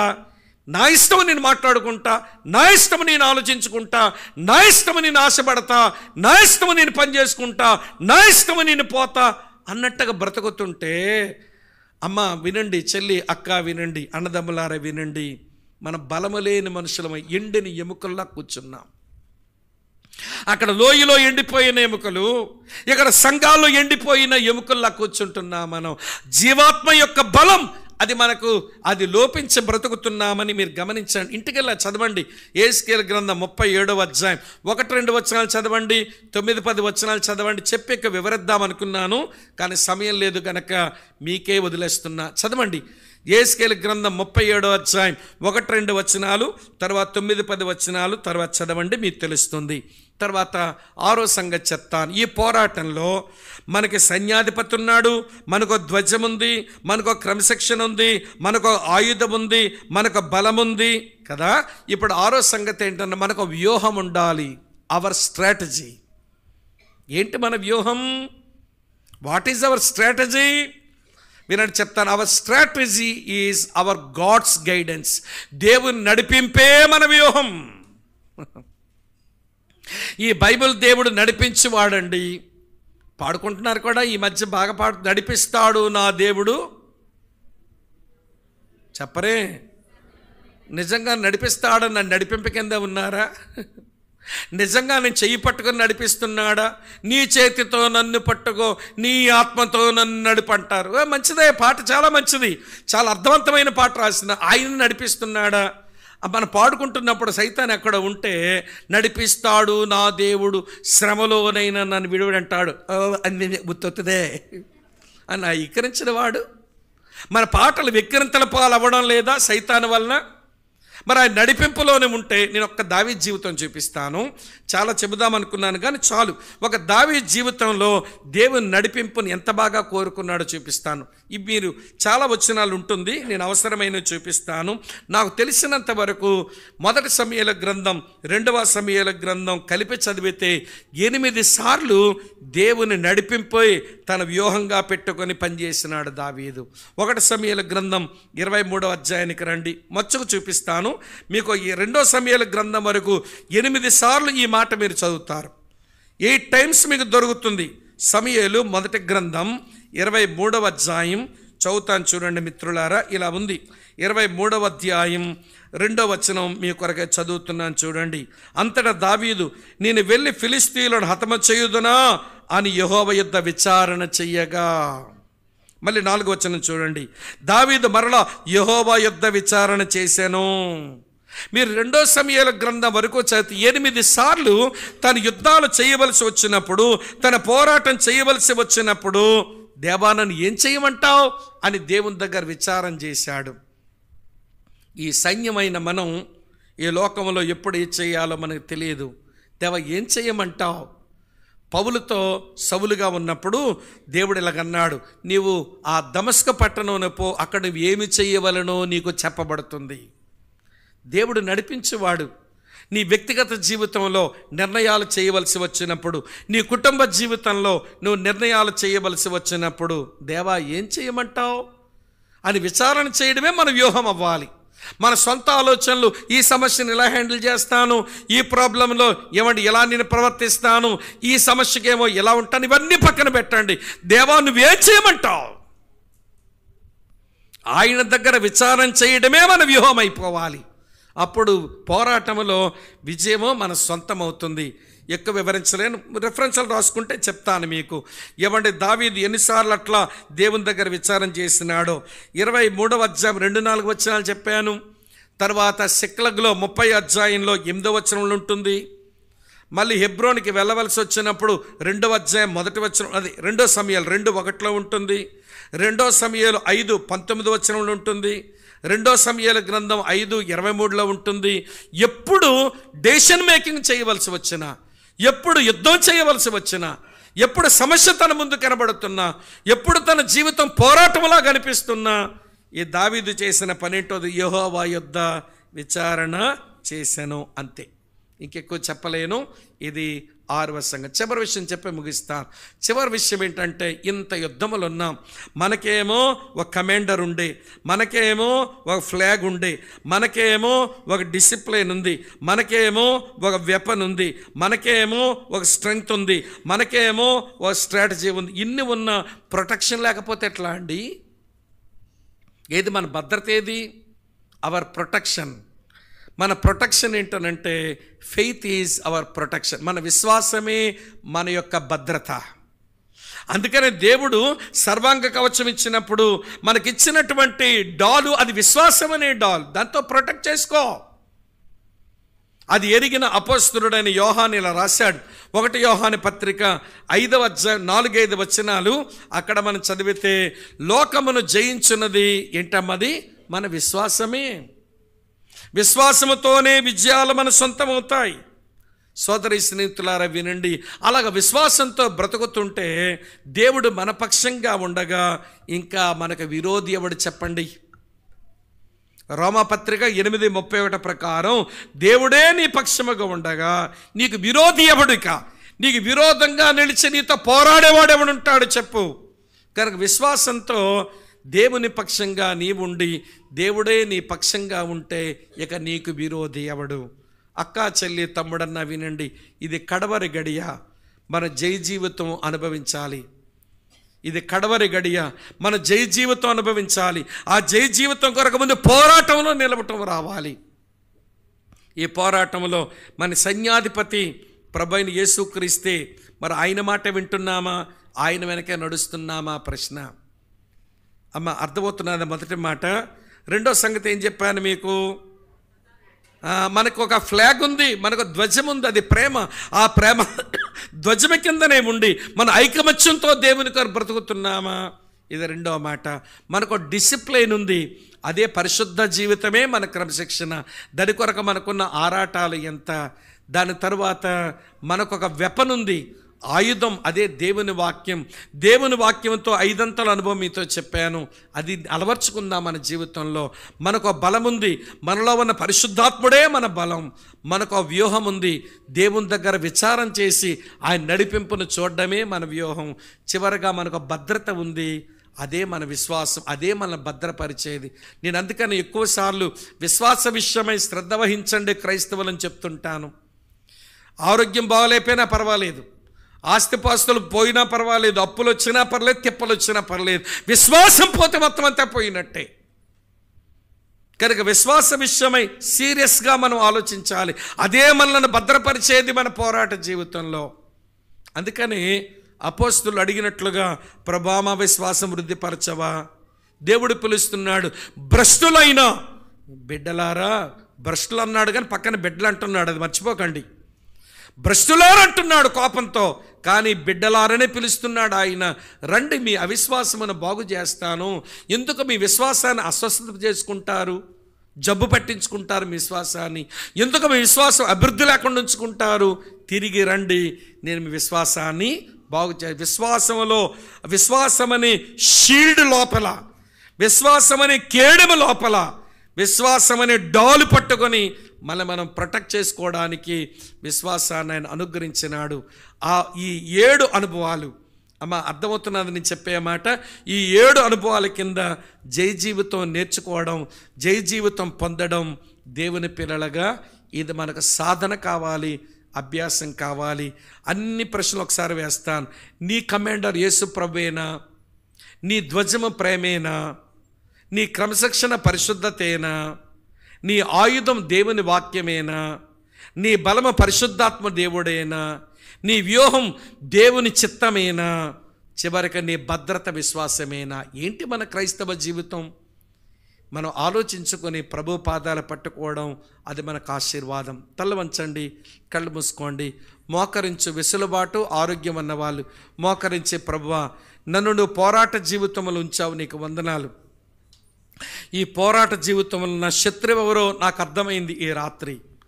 నేను పోరాడవలసింది లోకముతో, సాతానుతో, నా శరీరంతో, నా తెలియక నా కుటుంబ సభ్యులతో దెబ్బలాట పెట్టేసుకున్నా, నా తెలియక నా సంఘ సభ్యులతో నేను పోరాటాలు పెట్టుకున్నా. అందుకే విచక్షణ జ్ఞానం కోల్పోయాను. ప్రభువా, నన్ను క్షమించవా, నన్ను క్షమించవా, నన్ను క్షమించవా. నా పోరాట జీవితంలో సరిగా బ్రతికి నేను గెలవడానికి కావలసిన కనికరం చూపండి నాయన అని ఎవరికి వారు మేము ప్రార్థన చేసుకుందాం. నోరులు తెరవండి, చిన్న స్వరాలతో ప్రభువుని వేడండి. నీ కమాండర్ ఎవరు? నీ ఫ్లాగ్ ఏంటి? ప్రియమైన మిత్రులారా, నీ నిస్సి ఏంటి? నీ ధ్వజం ఏంటి? అయ్యో, నీ డిసిప్లిన్ ఏంటి? నీ వెపన్ ఏంటి? నీ స్ట్రెంగ్త్ ఏంటి? నీ స్ట్రాటజీ ఏంటి? నీ ప్రొటెక్షన్ ఏంటి? ఈ 7 అనుభవంతో పోరాట జీవితం సరిగా జీవిద్దాం, గెలుద్దాం ప్రియులారా. జయం మనది, జయం మనది, జయం మనది. యేసుక్రీస్తుని బట్టి అత్యధిక విజయానికి పిలువబడిన వారమని ఎక్కడ నెగిటివ్ థాట్స్ రాకుండా, ఏమండి, వ్యతిరేకమైన అననుకూల ఆలోచనలు మనసులో పెట్టుకోకుండా, నా ప్రభు అయిన యేసుక్రీస్తు మూలముగా నాకు జయముంది, నేను జయించగలుగుతాను, శరీరాన్ని జయించగలుగుతాను, సాతానుని జయించగలుగుతాను, లోకాన్ని నేను జయించగలుగుతాను. ఇది నమ్మి ప్రభువుకు అప్పగించుకుంటే ఈ 7 అనుభవం మన సొంతమైతే జై జీవితం మన ఖాతాలో ఉంటుంది. ప్రేమ కలిగిన తండ్రి, ఈ కడవర గడియ జై జీవితం జీవించాలని మమ్మల్ని పిలుస్తూ ఉన్నావు. గత రాత్రి మాతో మాట్లాడావు, ఈ రాత్రి కూడా మాతో మాట్లాడుతున్నావు. మీకు స్తోత్రాలు చెల్లిస్తున్నాము నాయన. జై జీవితం అలవర్చబడక, ఓడిపోతూ, పడిపోతూ, అపజయం పాలవుతూ, నిర్వీర్యమైపోతూ, నిస్సత్తువైపోతూ, నిర్జీవమైపోతూ, నీరు గారిపోతూ మా భక్తులు కనబడుతున్నాయి. మీరు మమ్మల్ని ప్రేమించి మాతో మాట్లాడుతున్నందుకు మీకు స్తోత్రాలు. జై జీవితం మాకు దయచేయండి. మా సైన్యాధిపతివైన నీ వెనుక నడ్డం మాకు నేర్పించండి. నీ మాటకు లోబడ్డం మాకు నేర్పించండి నాయన.